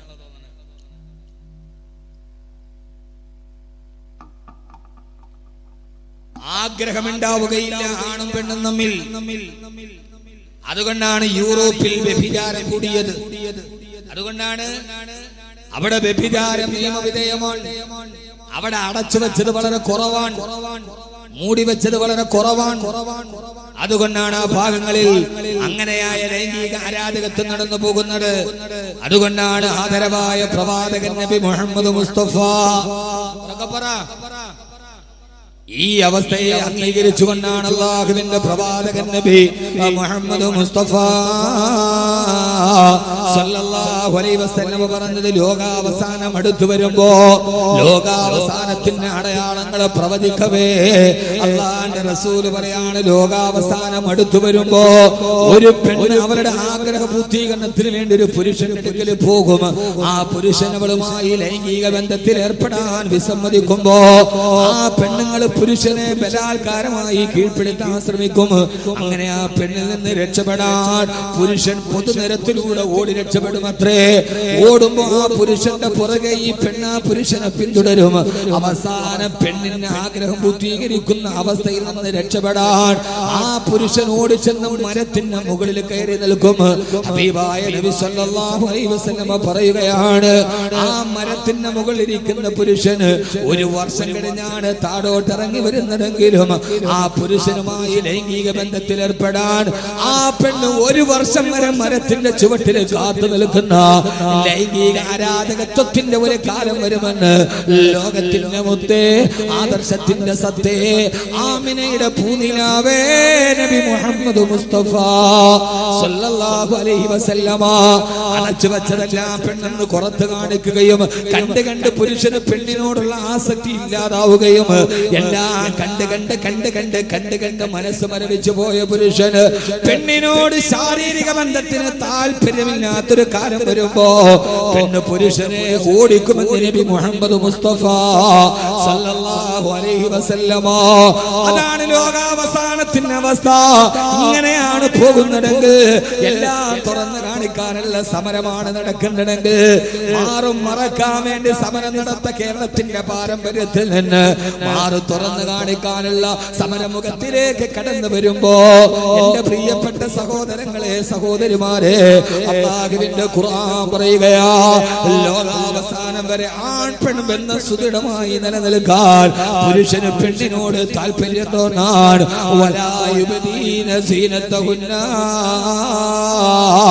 നിന്റെ സൗന്ദര്യത്തെ ആരുടെ മുമ്പിൽ നീ വെളിവാക്കരുത്. ആ സൗന്ദര്യത്തെ അടച്ചു പിടിച്ചിട്ട് അല്ലാഹുവിന് ഇഷ്ടപ്പെട്ടവളായി കടന്നുപോയി അവസാന സഹോദരങ്ങളെ, ഏറെ പറയാൻ സമയമില്ല. അവസാനം നീ ആരാകണമെന്നറിയോ? ഒരു നല്ല പെങ്ങളായി, ഒരു ഉമ്മയായി, ഉമ്മയായി, ഒരു ഭാര്യയായി ഭർത്താവിന്റെ ജീവിതത്തിലോട്ട്, ഒരു പുരുഷന്റെ ജീവിതത്തിലോട്ട് കടന്നു വരുന്ന ഒരു നല്ല ഭാര്യയായി നീ നിന്റെ ജീവിതത്തിലോട്ട് കടന്നു പോകണേ എന്നല്ലാഹുവിന്റെ വിശുദ്ധ ഖുർആൻ. എന്ന് സ്ത്രീക്കൊപ്പം നിലനിന്ന ഖുർആൻ സ്ത്രീയുടെ വസ്ത്രധാരണം മാത്രമല്ല. പലപ്പോഴും ആളുകൾ പറയാറുണ്ട്, കബീർ ബാഖവി അടക്കമുള്ള ആളുകൾ, അല്ലയോ പെങ്ങളെ എന്ന് വിളിച്ചിട്ടാണ് സംസാരിക്കുക. ഈ അടുത്ത സമയത്ത് ഒരു സഹോദരിയുടെ വോയിസ് ക്ലിപ്പ് തന്നെ വാട്സപ്പ് ഗ്രൂപ്പിൽ വൈറലായി. ഉസ്താദേ, നിങ്ങൾ ഭാര്യമാരെ കുറിച്ച് പറയാത്തതെന്താ? ഈ ബ്ലൂ ഫിലിം കണ്ടുകൊണ്ടിരിക്കുന്ന, ഞങ്ങളുടെ അടുക്കളയിലെ യന്ത്രമായി കണക്കാക്കുന്ന, കടപ്പറയിൽ ഞങ്ങളുടെ അടുക്കലേക്ക് വരാത്ത ഒരു ഭർത്താവിന് എന്ത് കടമയാണ് ഞങ്ങൾ ചെയ്തു കൊടുക്കേണ്ടതെന്ന് ആദ്യമായിട്ട് തന്നെ ആ സഹോദരിയോട് സ്നേഹപൂർവ്വം, സഹോദരി, നിങ്ങൾക്ക് ജീവിതത്തിൽ കിട്ടിയ ഭർത്താവ് അങ്ങനെയാണെന്ന് കരുതി എല്ലാ ആണുങ്ങളും പുരുഷന്മാരും അങ്ങനെയല്ല കേട്ടോ. 100% ഭാര്യമാരെ സ്നേഹിക്കുന്ന, ആദരിക്കുന്ന, ബഹുമാനിക്കുന്ന, ഭാര്യയുടെ അവകാശങ്ങളെ സംരക്ഷിക്കുന്ന 100 കണക്കിന് ആണുങ്ങളുണ്ട്. എല്ലാ ആണുങ്ങളും അങ്ങനെയാണെന്ന് കരുതരുതേ. നിങ്ങൾക്ക് കിട്ടിയത് അങ്ങനെയാണെന്ന് കരുതി എല്ലാ പുരുഷന്മാരും അങ്ങനെയല്ല. ഇനി നിങ്ങൾ നല്ലതായിട്ടും അങ്ങനെ ഒരു ഭർത്താവിനെയാണ് കിട്ടിയതെങ്കിൽ അത് നിങ്ങളുടെ ജീവിതത്തിന്റെ ഏറ്റവും വലിയ ക്ഷമയ്ക്ക് വേണ്ടി സ്വർഗത്തിന് കാരണമാക്കി മാറ്റുക. ആദരവായ പ്രവാചകൻ നബി മുഹമ്മദ് മുസ്തഫ സല്ലല്ലാഹു അലൈഹി വസല്ലമ പറഞ്ഞത്, ഈ വിനീതൻ ഏറ്റവും കൂടുതൽ സംസാരിച്ചത് നല്ല ഭർത്താക്കന്മാരെ കുറിച്ചാണ്, നല്ല ഭാര്യയെ കുറിച്ചല്ല. അല്ലാഹുവിന്റെ റസൂൽ പറഞ്ഞതെന്നറിയോ? പുരുഷനോട് പറഞ്ഞതെന്നറിയോ? പുരുഷ, നിന്റെ കണ്ണിൽ പെണ്ണാരായിരിക്കണമെന്നറിയുമോ? സന്ധ്യാനേരത്ത് നടന്നു പോകുമ്പോ റോഡ് വക്കിലൂടെ നടന്നു പോകുന്ന പെണ്ണിനെ കാമത്തോടെ നോക്കരുതേ. അത് നിന്റെ പെങ്ങളാണെന്ന് കരുതുക, അത് നിന്റെ ഭാര്യയാണെന്ന് കരുതുക, അത് നിന്റെ ഉമ്മയാണെന്ന് കരുതുക. റോഡിലൂടെ നടന്നു പോകുന്ന പെണ്ണിന്റെ ശരീരത്തിനോട് വില ചോദിക്കരുതേ. ഫേസ്ബുക്കിൽ കമന്റ് ഇടുമ്പോ പല ചെറുപ്പക്കാരും, അവൾ പുരോഗമനവാദിയാകട്ടെ, ഫെമിനിസ്റ്റ് ആകട്ടെ, അവരുടെ അവകാശങ്ങളും ആദർശങ്ങളും അവര് പറയട്ടെ, മാന്യമായി കമന്റ് കൊടുത്ത് പ്രതികരിക്കുക. അല്ലാതെ അവളോട് ചോദിക്കരുത്, നിന്റെ രാത്രിക്ക് ഒരു രാത്രിക്ക് എന്ത് വിലയുണ്ട്? പെണ്ണെന്നുള്ളത് രാത്രിക്ക് വിലയിടാനുള്ളതല്ല. പെണ്ണെന്ന് പറയുന്നത് നിനക്ക് വിലയിടാൻ പറ്റുന്ന ഒരു സാധനമല്ല. അവളുടെ ഒരു രാത്രിക്ക് നിനക്ക് വില നിശ്ചയിക്കാൻ കഴിയില്ല. ഹബീബായ നബി സല്ലല്ലാഹു അലൈഹി വസല്ലം പറയാ, മാ അക്രമഹുന്ന ഇല്ലാ കരീം വമാ അഹാനഹുന്ന ഇല്ലാ ലഈൻ. മാ അക്രമഹുന്ന ഇല്ലാ കരീം. മാന്യന്മാരല്ലാതെ പെണ്ണിനെ ബഹുമാനിക്കില്ല. മാന്യന്മാർക്ക് പെണ്ണിനെ ബഹുമാനിക്കാൻ കഴിയൂ. വമാ അഹാനഹുന്ന ഇല്ലാ ലഈൻ. ശപിക്കപ്പെട്ട നിഷ്ക്രിയനുമാണ്, ശപിക്കപ്പെട്ടവനാണ് പെണ്ണിനെ നിന്ദിക്കുന്നവൻ, അവളുടെ രാത്രിക്ക് വില പറയുന്നവൻ, അവളുടെ മാറിടം നോക്കി തുറിച്ചു നോക്കുന്നവൻ, അവളുടെ ശരീരത്തെ കടുകനെ പോലെ കുത്തിപ്പറിക്കുന്നവൻ, ബസ് സ്റ്റാൻഡിൽ ഒറ്റക്ക് നിൽക്കുന്ന പെണ്ണിനെ ചുറ്റി നടക്കുന്ന പൂവാലന്മാർ.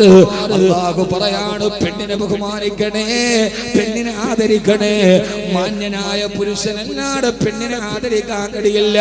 പെണ്ണെടുത്തുകാരെ, പെണ്ണിടം തിരിച്ചു പിടിക്കാൻ ശ്രമിക്കുന്നവരെ, റസൂലിന്റെ സ്ത്രീയെ കുറിച്ചുള്ള ആദരവിന്റെ പദാർത്ഥങ്ങളെ പഠിക്കുക. അല്ലാഹു തൗഫീഖ് നൽകട്ടെ. നിന്റെ ഭാര്യയായി വരുന്ന പെണ്ണ്, ആ പെണ്ണിൽ നിന്ന് ഇഷ്ടമില്ലാത്തതൊന്ന് സംഭവിച്ചാൽ പോലും അവളെ തലാഖ് ചൊല്ലി ഒറ്റയടിക്ക് ഒഴിവാക്കാൻ നിനക്കും അധികാരമില്ല. നീ അവളെ ഭാര്യയായി, ഫെമിനിസ്റ്റുകൾ ചോദിക്കുന്നത്, ഒരു ഭാര്യയായി സ്വാതന്ത്ര്യമില്ലാതെ താഴെ കിടക്കാനാണോ? ഭാര്യയുമായിട്ടൊരു പ്രശ്നമുണ്ടായാൽ ഉടനെ തലാഖ് ചൊല്ലിയിട്ട് ഒഴിവാക്കാനും പാടില്ല. ഒഴിവാക്കാവോ?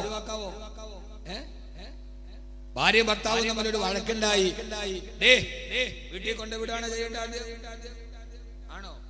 മുത്തലാഖൊക്കെ വലിയ വിഷയമല്ലേ? സ്ത്രീയെ കുറിച്ച് അല്ലാഹു എങ്ങനെയാ പറഞ്ഞത്? ഖുർആനിലെ 2 ആയത്ത്. ഒരാണും പെണ്ണും തമ്മിൽ, ഭാര്യയും ഭർത്താവും തമ്മിൽ വഴക്കുണ്ടായി, എന്ത് ചെയ്യണം? അല്ലാഹു പറഞ്ഞു. ആരാ പറഞ്ഞത്? അല്ലാഹു പറയടാ, നിന്റെ ഭാര്യ നീ തമ്മിൽ വഴക്കുണ്ടായി, എന്ത് ചെയ്യണം? ഖുർആൻ സൂറത്തുൻ നിസാ. നിങ്ങൾ കേട്ടിട്ടുണ്ടോ? വഴക്കുണ്ടായി, അടിയായി, എന്നെ തലാക്ക്, നീ തലാക്ക് പോ. ഇല്ല, ആളുകൾ തെറ്റിദ്ധരിച്ചത് കൊണ്ടാണ്. ഖുർആൻ പറഞ്ഞ 2 ആയത്ത് അത് കഴിഞ്ഞിട്ട് ഏറ്റവും നല്ല വസ്ത്രം ഏതാന്ന് പറഞ്ഞിട്ട് ഇൻഷാ അല്ലാഹ് നമുക്ക് പിരിയാം. അല്ലാഹു തൗഫീഖ് നൽകട്ടെ. ആമീൻ പറയ്. അല്ലാഹു തൗഫീഖ് നൽകട്ടെ. നമ്മുടെ ഉറൂസ് കമ്മിറ്റി ഭാരവാഹികൾ, ഒരു ഭാര്യയും ഭർത്താവും തമ്മിൽ പിണക്കുണ്ടായാൽ എന്ത് ചെയ്യണം, സ്ത്രീയോട് എങ്ങനെ പെരുമാറണം, ഖുർആൻ പറഞ്ഞ ഒരു ഘട്ടം ഞാൻ പറഞ്ഞുതരാം. അള്ളാന്റെ ഖുർആൻ പറഞ്ഞ ഘട്ടം, അള്ളാഹ് പറഞ്ഞ ഘട്ടം അല്ലാഹു സ്വീകരിക്കട്ടെ. നമ്മുടെ ഉറൂസ് കമ്മിറ്റി ഭാരവാഹികൾ ഒരു ബക്കറ്റുമായി നിങ്ങളുടെ മുമ്പിലേക്ക് വരും. എല്ലാവരും കാര്യമായ രീതിയിൽ സഹായിക്കുക, സഹകരിക്കുക. ഉറക്ക ഒരു 3 സ്വലാത്തിൽ സല്ലല്ലാഹു അലാ മുഹമ്മദ്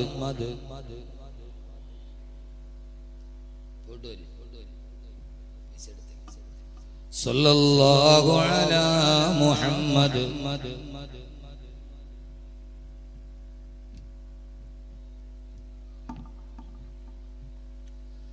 اللهم صل على محمد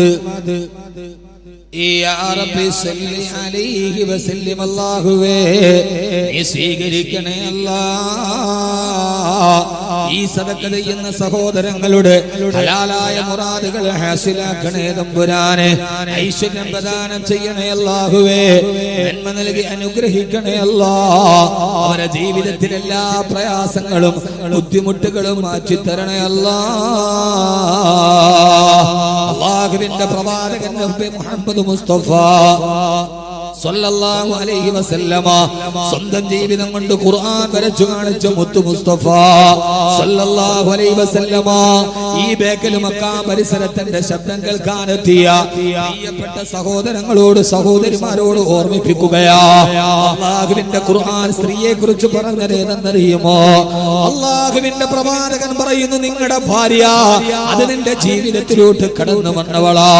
ആ ഭാര്യയെ നിന്റെ ജീവിതത്തിൽ ഒരു ഭാര്യയായി സ്വീകരിക്കുമ്പോ തന്നെ നീ അല്ലാഹുവിനോട് കരാർ ഒപ്പിട്ടിട്ടാണ് വാങ്ങിക്കുന്നത്.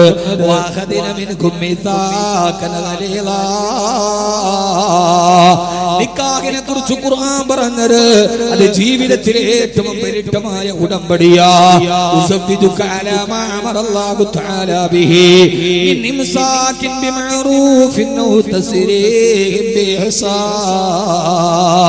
ഒരു വാപ്പ കല്യാണ സദസ്സിലെ ചെറുപ്പക്കാരാ നിന്റെ കൈ പിടിച്ചിട്ട് നിന്റെ ഭാര്യയുടെ വാപ്പ പറഞ്ഞത് ഏതെന്നറിയോ?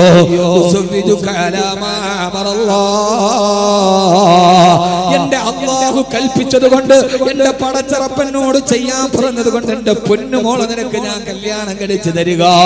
എന്റെ പ്രിയപ്പെട്ട ഭർത്താക്കന്മാരോട്, ഭാര്യക്ക് വേണ്ടി മാത്രമല്ല ഭർത്താക്കന്മാരോട്, ഏതെങ്കിലും ഒരു പെണ്ണിനെ നിനക്ക് ഭാര്യയായി കിട്ടിയെങ്കിൽ 18 വയസ്സ് വരെ മകളെ വളർത്തിയ വാപ്പ എങ്ങനെയാ നിന്റെ കയ്യിൽ തന്നത്? ആ വാപ്പ പറയുന്നുണ്ട്, നിക്കാഹ് പറയുമ്പോ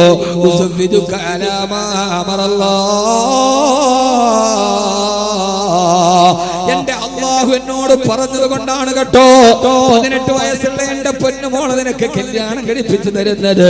അവൾക്കിനി ഭക്ഷണം കൊടുക്കാൻ എന്റെ വീട്ടിലില്ലാത്തത് കൊണ്ടല്ല, എനിക്ക് അവൾ അധിക ഭാരമായത് കൊണ്ടല്ല, എന്റെ വീട്ടിൽ നിന്ന് അവൾ പൊര നിറഞ്ഞ് കിടക്കുന്നത് കൊണ്ടല്ല, ഒരു പരിചയവുമില്ലാത്ത നിന്റെ കൈവെള്ളയിൽ എന്റെ മോളെ ഞാൻ, എന്റെ പൊന്നുമോള്, എന്റെ കരളിന്റെ കശനമായ പൊന്നുമോളെ ഞാൻ ഏൽപ്പിച്ചു തരുന്നത്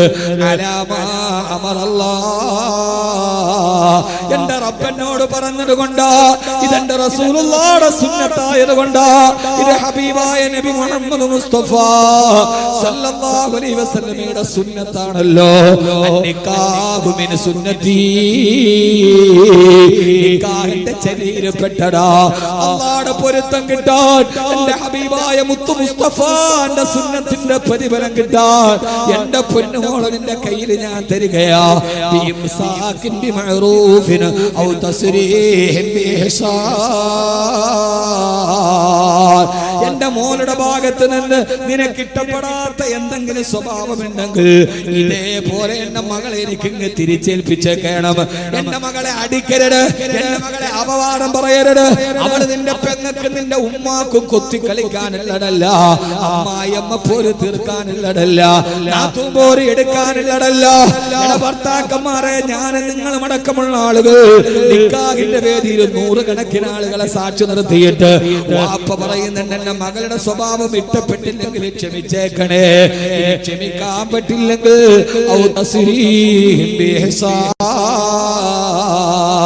എന്റെ മോളെ ഈ തരുന്നത് പോലെ പോറേൽപ്പിക്കാതെ എന്റെ കൺമണി എനിക്ക് തിരിച്ചേൽപ്പിച്ചേക്കണം. ഈ നിബന്ധന പറയുമ്പോ അപ്പോഴാണോ നീ പറഞ്ഞത് കബിൽതു, ഞാൻ ഈ എഗ്രിമെന്റ് സ്വീകരിച്ചു, ഞാൻ ഈ കരാറിൽ ഒപ്പിടുകയാ.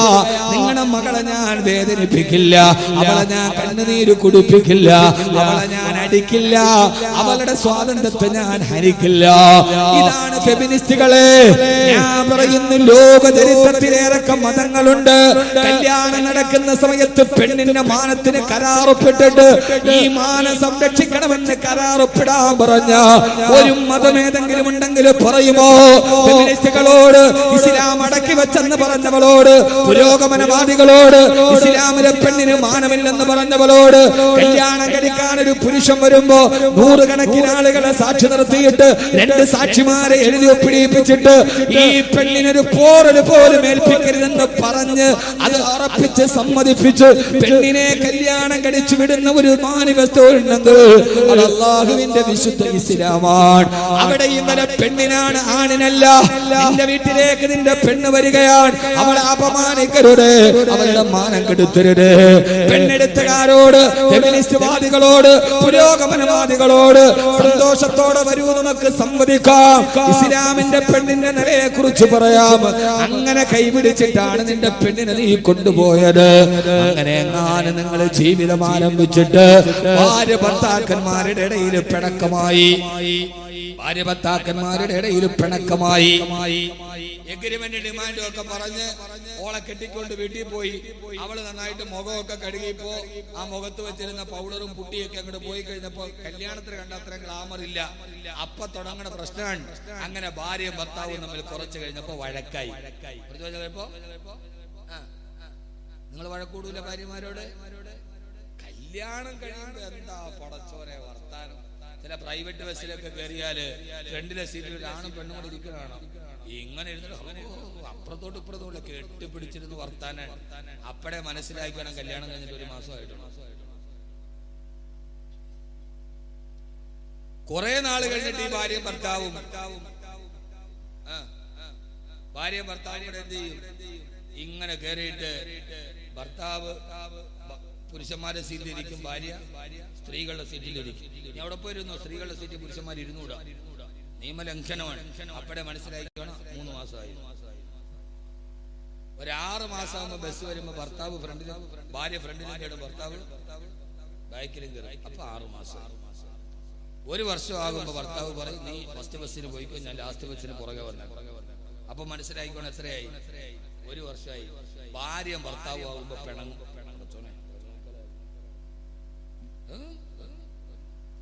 ഭാര്യ ഭർത്താവുമ്പോ പിണങ്ങും.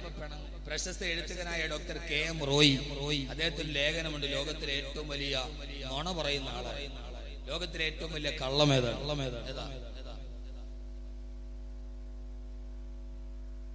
താഴെ എഴുതുകയാണ്, കല്യാണം കഴിഞ്ഞ ഒരു ഭാര്യയും ഭർത്താവും തമ്മിൽ ഞാൻ എന്റെ ഭാര്യയോട് ഇതുവരെ പിണങ്ങിയിട്ടില്ല എന്ന് ഏതെങ്കിലും ഒരു ഭർത്താവ് പറഞ്ഞാൽ അതാണ് ലോകത്തിലെ ഏറ്റവും വലിയ കള്ളം. പിണങ്ങാത്തവരാരില്ല. ആണാണോ പെണ്ണാണോ പിണങ്ങും, രണ്ട് ശൈലിയാണ്. ഭയങ്കര ചൂട്, ഇതൊന്നും അടുപ്പിച്ച് നോക്കുന്നുണ്ട്, ഭയങ്കര ചൂട്, നിൽക്കാൻ പറ്റണില്ല. ഞാൻ തമാശയൊന്നും പറയുന്നില്ല. ഭാര്യ ഭർത്താക്കന്മാരുടെ ഇടയിൽ പിണക്കമുണ്ടായി.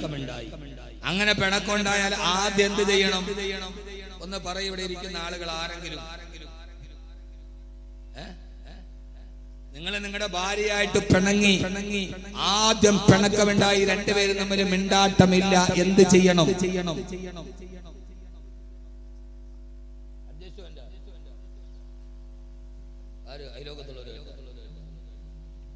എന്ത് ചെയ്യണം സഹോദര? ഒന്ന് പറയും. പെണ്ണ് കെട്ടിയിട്ടില്ലേ? നിങ്ങൾ പെണ്ണ് കെട്ടിയിട്ടില്ലേ ഇതുവരെ? മനുഷ്യന്മാർ അല്ലാഹുവിന്റെ ഖുർആൻ ഇതിനെ പഠിക്കുക. നിങ്ങൾ അല്ലാഹുവിന്റെ ഖുർആൻ പഠിക്കുക. അല്ലാഹു തൗഫീഖ് നൽകട്ടെ. ഇതാണ് നിങ്ങൾ ഈ ഫെമിനിസ്റ്റ്. അവർക്ക് അറിയില്ല. മുത്തലാഖ് എന്ന് പറഞ്ഞാൽ മുസ്ലിം പെണ്ണും ഭർത്താവും തമ്മിൽ പിണങ്ങി, ആ മുത്തലാഖ് നിന്നെ ഒഴിവാക്കിയിരിക്കുന്നു. ഇതാണ് അവർ കരുതിയില്ല. സൂറത്തുൻ നിസാ അല്ലാഹുവിന്റെ ഖുർആൻ പറയാണ്, ഭാര്യ ഭർത്താക്കന്മാർ തമ്മിൽ പിണക്കമുണ്ടായാൽ വല്ലാത്തി തഖാഫൂന നുശൂസഹുന്ന ഫഇദൂഹുന്ന വഹ്ജുറൂഹുന്ന ഫിൽ മലാജിഇ വദ്രിബൂഹുന്ന ഫഇന്ന തൈനകും ഫലാ തബ്ഗൂ അലൈഹിന്ന സബീലാ ഇന്നല്ലാഹ കാന അലിയൻ കബീറാ.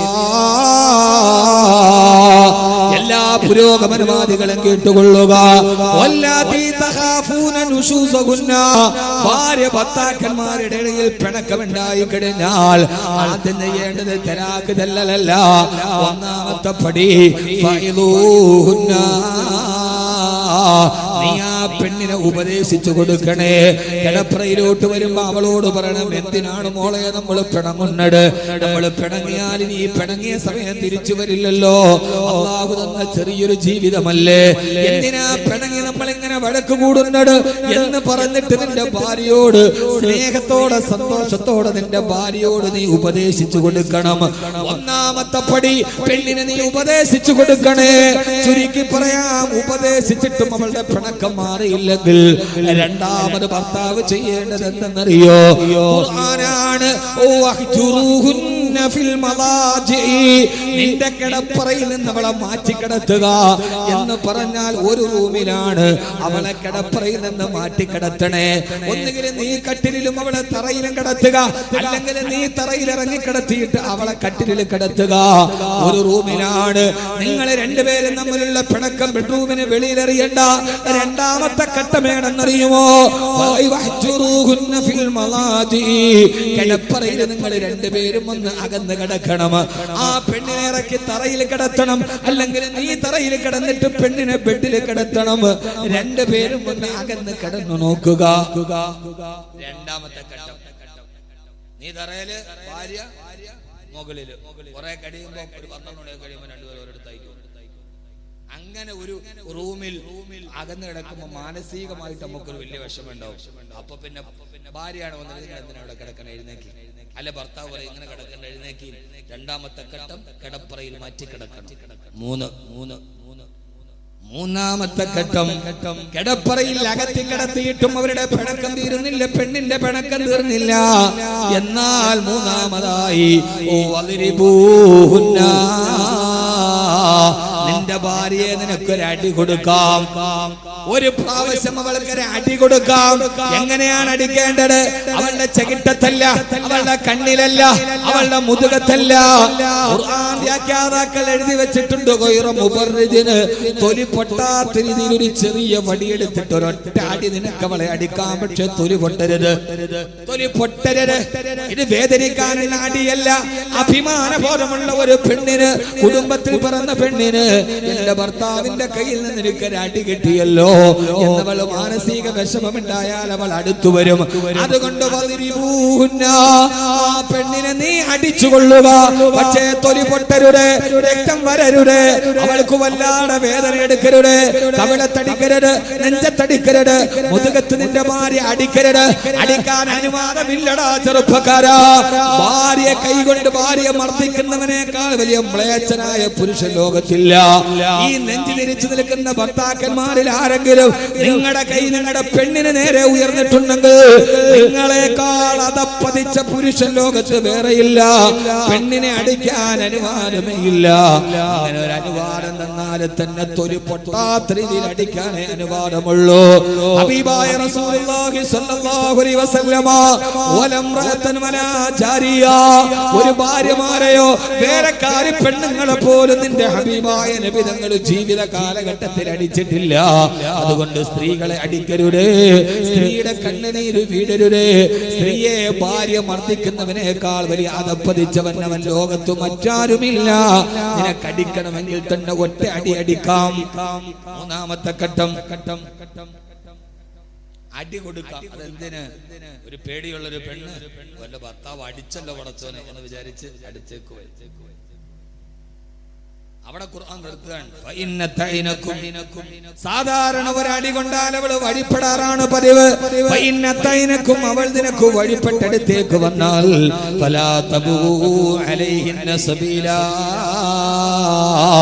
അവളോട് പിന്നെ ദേഷ്യം കാണിക്കരുതേ, അവളോട് അക്രമം കാണിക്കരുതേ. മനുഷ്യന്മാര് പിണങ്ങാറുണ്ട്, ഭാര്യ ഭർത്താക്കന്മാര് പിണങ്ങാറുണ്ട്.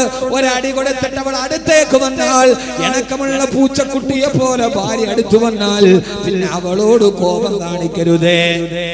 എത്ര ഘട്ടമായി? എത്രയായി? ഓ, നിങ്ങൾക്ക് വലിയ ഇഷ്ടം താല്പര്യമൊന്നും ഉണ്ടാവില്ല. 3 ഘട്ടം അല്ലാഹ് പറയാൻ. ആദ്യം ഉപദേശിക്കണം, 2 ബെഡിൽ നിന്ന് മാറ്റി കിടക്കണം, 3 ഒരു കൊച്ചടി കൊടുക്കണം. എന്നിട്ടും പിണക്കം തീരാതെ നീണ്ടുപോവുകയാണെങ്കിൽ 4ാമത്തെ പടി വൈന ഖിഫ്തും ശിഖാഖ ബൈനഹിമാ ഫബഅസൂ ഹകമൻ മിൻ അഹ്ലിഹി വഹകമൻ മിൻ അഹ്ലിഹാ. ഉപദേശിച്ചു നോക്കി, എടപ്രയിൽ നിന്ന് മാറ്റി കടത്തി ഒരു ചെറിയ അടി കൊടുത്തു. എന്നിട്ടും അവരുടെ പിണക്കം മാറുന്നില്ലെങ്കിൽ ഭാര്യ ഭർത്താക്കന്മാരുടെ ഇടയിൽ പിണക്കം നീണ്ടുപോയാൽ 4ാമത്തെ ഘട്ടം ഏതെന്നറിയോ?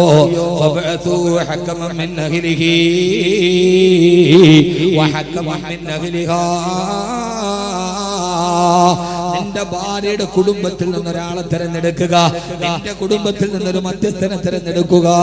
2 പേരുടെയും കുടുംബത്തിലെ മധ്യസ്ഥന്മാര് വഴിയൊരു ചർച്ച നടത്തുക. വീട്ടിലറിഞ്ഞല്ലോ റബ്ബേ, വെളിയിൽ ഒരാൾ അറിഞ്ഞല്ലോ റബ്ബേ, ഇതുവരെ ഞങ്ങളുടെ ഇടയിലായിരുന്നു, വെളിയിൽ ഒരാൾ അറിഞ്ഞു എന്ന് മനസ്സിലായി കഴിഞ്ഞാൽ ഖുർആൻ പറയാണ്,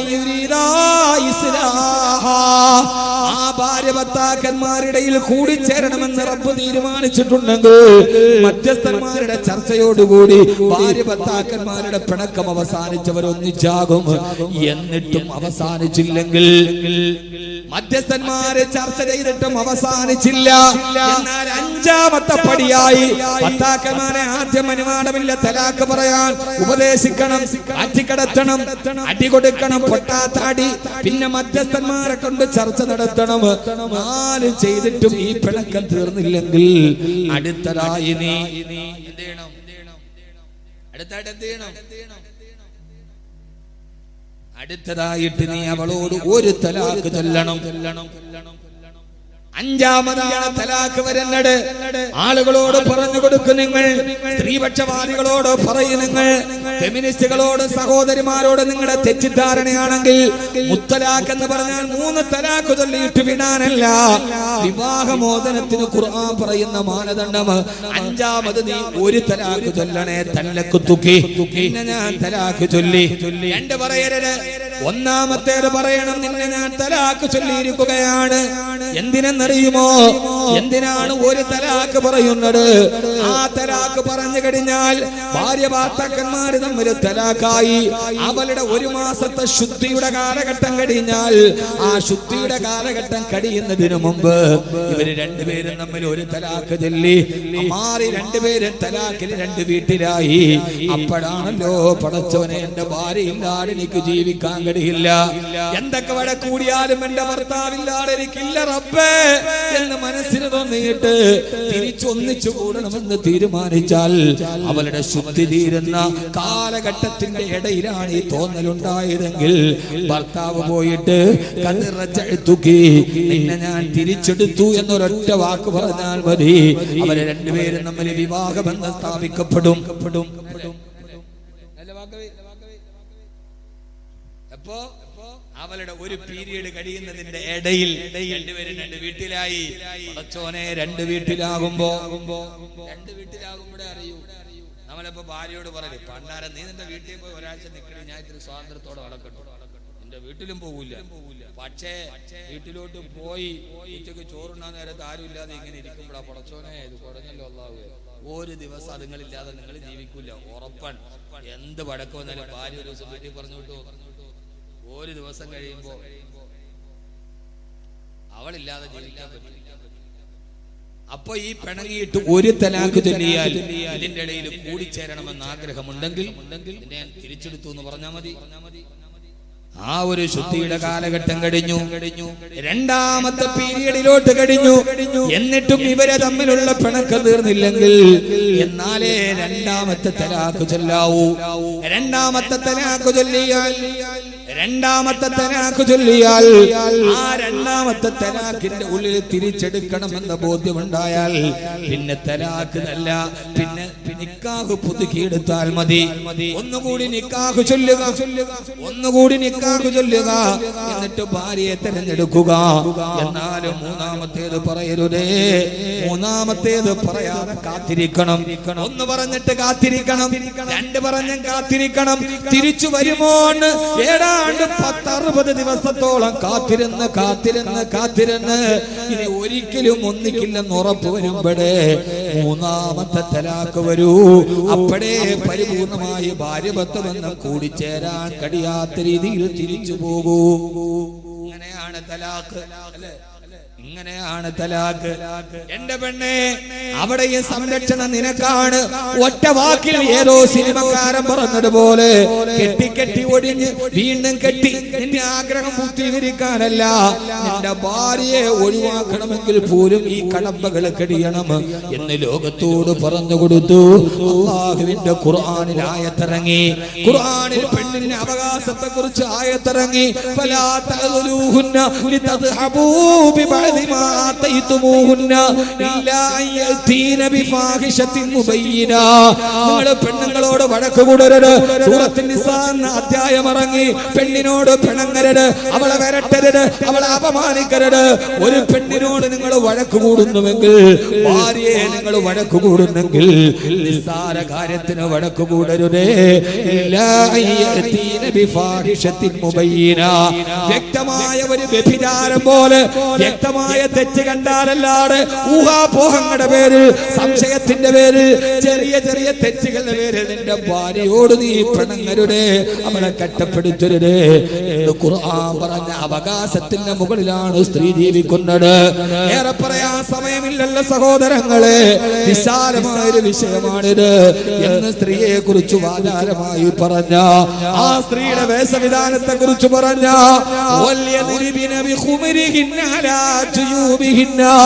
നിന്നെ മൂടുപടത്തെ താഴ്ത്തിയിടണമെന്ന് പറഞ്ഞ അല്ലാഹു ആ പെണ്ണിനോട് പറഞ്ഞത് എങ്ങനെയാണ്? സമയക്കുറവ് കൊണ്ട് ഞാൻ അവസാനിപ്പിക്കുകയാണ് സഹോദരങ്ങളെ.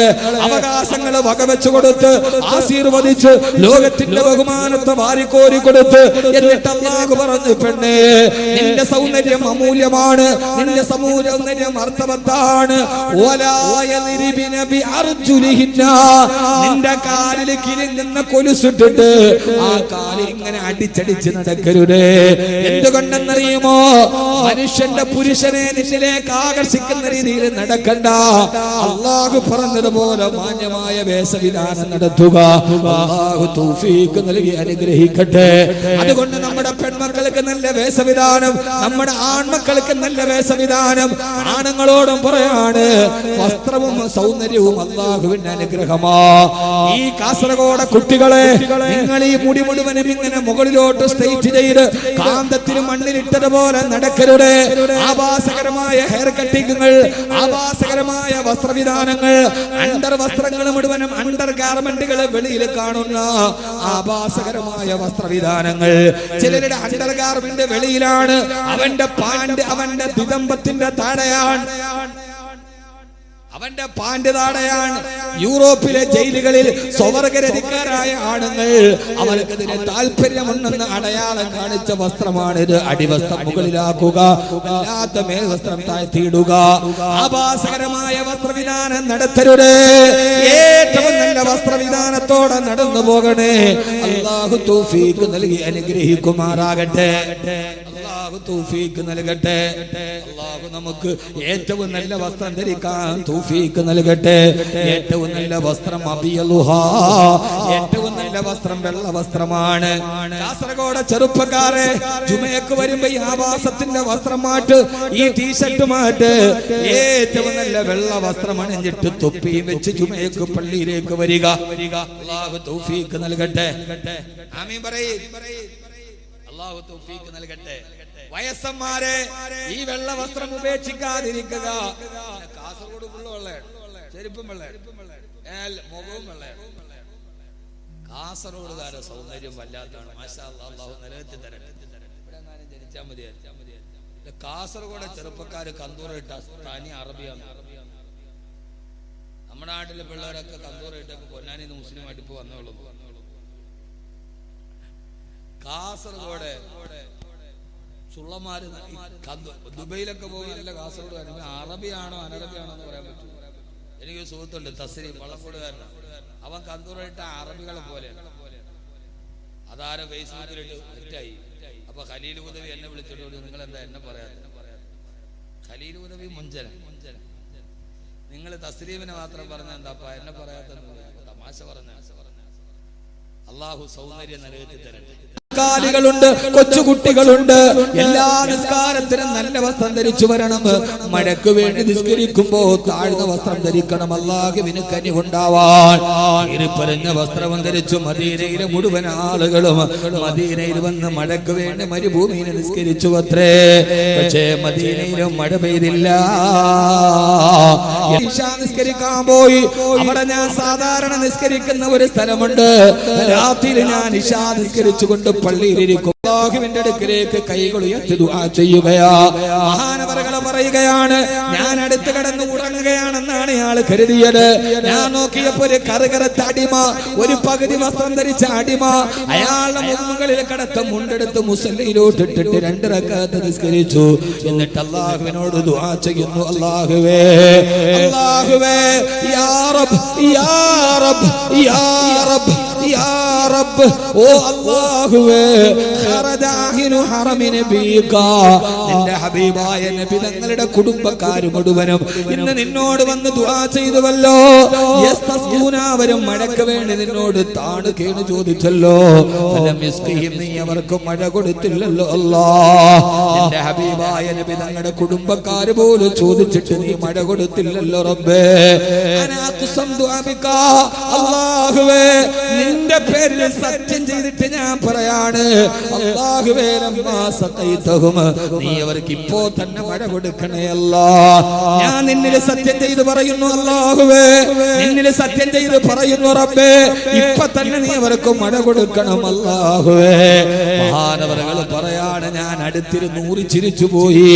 ഞാൻ മനസ്സിൽ ചിന്തിച്ചു, മജ്നൂന് ഭ്രാന്തൻ, ഈ മനുഷ്യൻ എന്താണ് പറയുന്നത്? ഇന്ന് പകൽ അല്ലാഹുവിന്റെ റസൂലിന്റെ കുടുംബക്കാരും ഹബീബായ നബി തങ്ങളുടെ കുടുംബത്തിൽപ്പെട്ട അഹ്ലു ബൈത്തും സഹാബത്തും താബീങ്ങളും അടക്കമുള്ള അല്ലാഹുവിനോട് ഏറ്റവും അടുത്തവര് കൈ കൊടഞ്ഞ് ദുആ ചെയ്തിട്ട് മഴ പെയ്തില്ല. ഈ വടകരത്തെ അടിമ രാത്രി വന്നിട്ട് പറയുന്നു, റബ്ബേ ഞാൻ നിന്നോട് സത്യം ചെയ്ത് പറയാണ്, മദീനയിലും മഴ പെയ്യിപ്പിക്കണേ അല്ലാഹ്. ഇവനൊരു ഭ്രാന്തനാന്ന് ഞാൻ മനസ്സിൽ വിചാരിച്ചു തോന്നില്ല. ആകാശത്തും മദീനയുടെ ആകാശത്ത് ഇടിമുഴക്കത്തിന്റെ ശബ്ദം കേട്ടു. മിന്നൽ പിണരുകൾ ജനാലയിലൂടെ പിളർന്ന് ഭൂമിയിലേക്ക് വീഴുന്നത് ഞാൻ കണ്ടു. മദീനയിലും മഴയങ്ങട് തിമിർത്ത് പെയ്യാൻ തുടങ്ങി. സഹോദരങ്ങളെ, അവിശ്വസനീയമല്ല, മദീനയിലും മഴ തിമിർത്തങ്ങട് പെയ്യാൻ തുടങ്ങി. മഹാനവറുകൾ പറയുകയാണ്, ഈ മനുഷ്യ ദുആ ചെയ്തപ്പോ അങ്ങനെയാണ്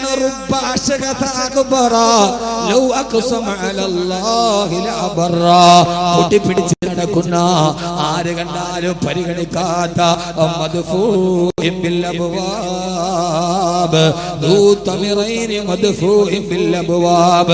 ആരുടെ വീടിന്റെ മുമ്പിൽ വന്നാൽ ആട്ടി ഓടിക്കപ്പെടുന്ന, ആരും ഒരു വിലയും കൊടുക്കാത്ത എത്ര എത്ര സാധുക്കളാണ്. അവർ അല്ലാഹുവിനെ സത്യം ചെയ്തൊരു കാര്യം പറഞ്ഞാൽ അല്ലാഹു അത് സ്വീകരിക്കുക തന്നെ ചെയ്യും. ഈ കറുകറുത്തവന്റെ സത്യം കേട്ടപ്പോ ആകാശത്തും മഴ പെയ്തു അത്രേ. മഹാനവറുകൾ പറയാണ്, ഈ മഴ എങ്ങട് പെയ്യാൻ തുടങ്ങിയപ്പോ ഈ കാപ്പിന് അടിമ ചോദിച്ച, അല്ലാഹുവേ യാ മൻ അന മൻ അന, ഞാൻ ആരാണ് റബ്ബേ, ഞാൻ ആരാണ് റബ്ബേ, മഴ കൊടുക്കണമെന്ന് പറഞ്ഞപ്പോ ആകാശത്തിന്റെ അധിപതിയെ, മദീനക്ക് മഴ കൊടുക്കാൻ മാത്രം ഞാൻ ആരാണ് അല്ലാഹ്, ഞാൻ ആരാണ് റബ്ബേ. വഇന്നി ഖുത്തു ബിഹംദിക വബിതൂലിക. അദ്ദേഹം സുബ്ഹി വരെ അവിടെ ഇരുന്നിട്ട് അൽഹംദുലില്ലാഹ് അൽഹംദുലില്ലാഹ് അൽഹംദുലില്ലാഹ് ഹബീബായ നബി തങ്ങളുടെ അഹ്ലു ബൈത്തും സഹാബത്തും ചെയ്തിട്ട് പോലും കിട്ടാത്ത മഴ നീ എനിക്ക് തന്നല്ലോ റബ്ബേ. സുബ്ഹി വരെ അദ്ദേഹം ദുആ ചെയ്തു. മഹാനവറുകൾ പറയാണ്, പിറ്റേ ദിവസം രാവിലെ ഞാൻ അദ്ദേഹത്തിന്റെ വീട് അന്വേഷിച്ച് യാത്രയായി. ആരാണ് ഇയാൾ? ഈ മഹാനവറുകളാരാണ്? അന്വേഷിച്ചു പോയപ്പോഴാണ് പറഞ്ഞത് അയാളാ നാട്ടിലെ ചെരുപ്പ് കുത്തിയാണ്. അയാളാ നാട്ടിലെ ചെരുപ്പ് കുത്തിയാണ്. വഴിയരികിലൂടെ നടന്നു പോകുന്ന വലിയവന്റെ ചെരുപ്പ് തേച്ചു കൊടുക്കുന്ന ചെരുപ്പ് കുത്തി. കറുകരത്താടിമ എന്ന മേൽവസ്ത്രം അണിഞ്ഞവൻ. ഞാൻ അദ്ദേഹത്തിന്റെ വീട്ടിലേക്ക് പോയി. അകത്ത് കടന്നപ്പോ അദ്ദേഹം അവിടെ ഇരുന്ന് ദിക്ർ ചെല്ലുകയാണ്. ഞാൻ അദ്ദേഹത്തോട് സലാം പറഞ്ഞു. ആരാണ് നിങ്ങൾ? ആരാണ് നിങ്ങൾ? അപ്പൊ ഞാൻ അദ്ദേഹത്തോട് ചോദിച്ചു. ഞാൻ അദ്ദേഹത്തിന് നേരെ ചൂണ്ടിയിട്ട് ചോദിച്ചു, അലസ്ത സാഹിബു ബാരിഹത്തുൽ ഊലാ?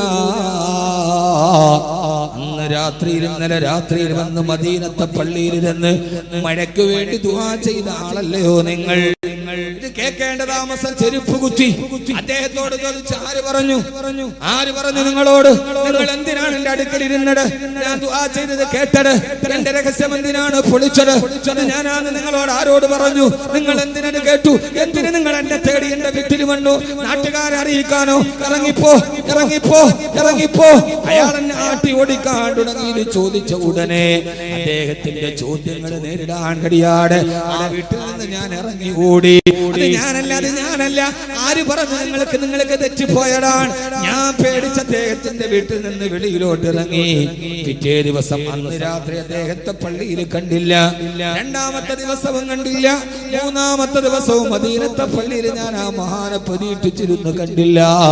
അവസാനം അന്വേഷിച്ച് ഞാൻ വീണ്ടും ആ വീട്ടിൽ പോയപ്പോ നാട്ടുകാര്, അയൽവക്കക്കാരനോട് പറഞ്ഞു, എന്തിനാണ് നിങ്ങൾ അദ്ദേഹത്തെ അന്വേഷിച്ച് ഈ വീട്ടിൽ വന്നത്? നിങ്ങളന്ന് വന്നിട്ട് പോയതിന്റെ തൊട്ടുപിറകെ പാണ്ഡവും കെട്ടിപ്പെറുക്കിയിട്ട് അദ്ദേഹം എവിടേക്കോ പോയി കളഞ്ഞു. നിങ്ങൾ പോയ ഉടനെ അദ്ദേഹം ആ പാണ്ഡവും കെട്ടി എവിടേക്കോ പോയി കളഞ്ഞു. ആളുകൾ അറിയില്ലേ? ആളുകൾ അറിഞ്ഞാല് നാടറിയില്ലേ? നാടറിഞ്ഞാല് ലോകത്ത് പ്രസിദ്ധിയാവില്ലേ? അവര് തന്നെ വന്ന് കെട്ടിപ്പിടിച്ചു മുത്തി നിന്നാല് പടച്ചറപ്പിനോട് ഇബാദത്ത് ചെയ്യാൻ സമയമുണ്ടാവില്ലല്ലോ.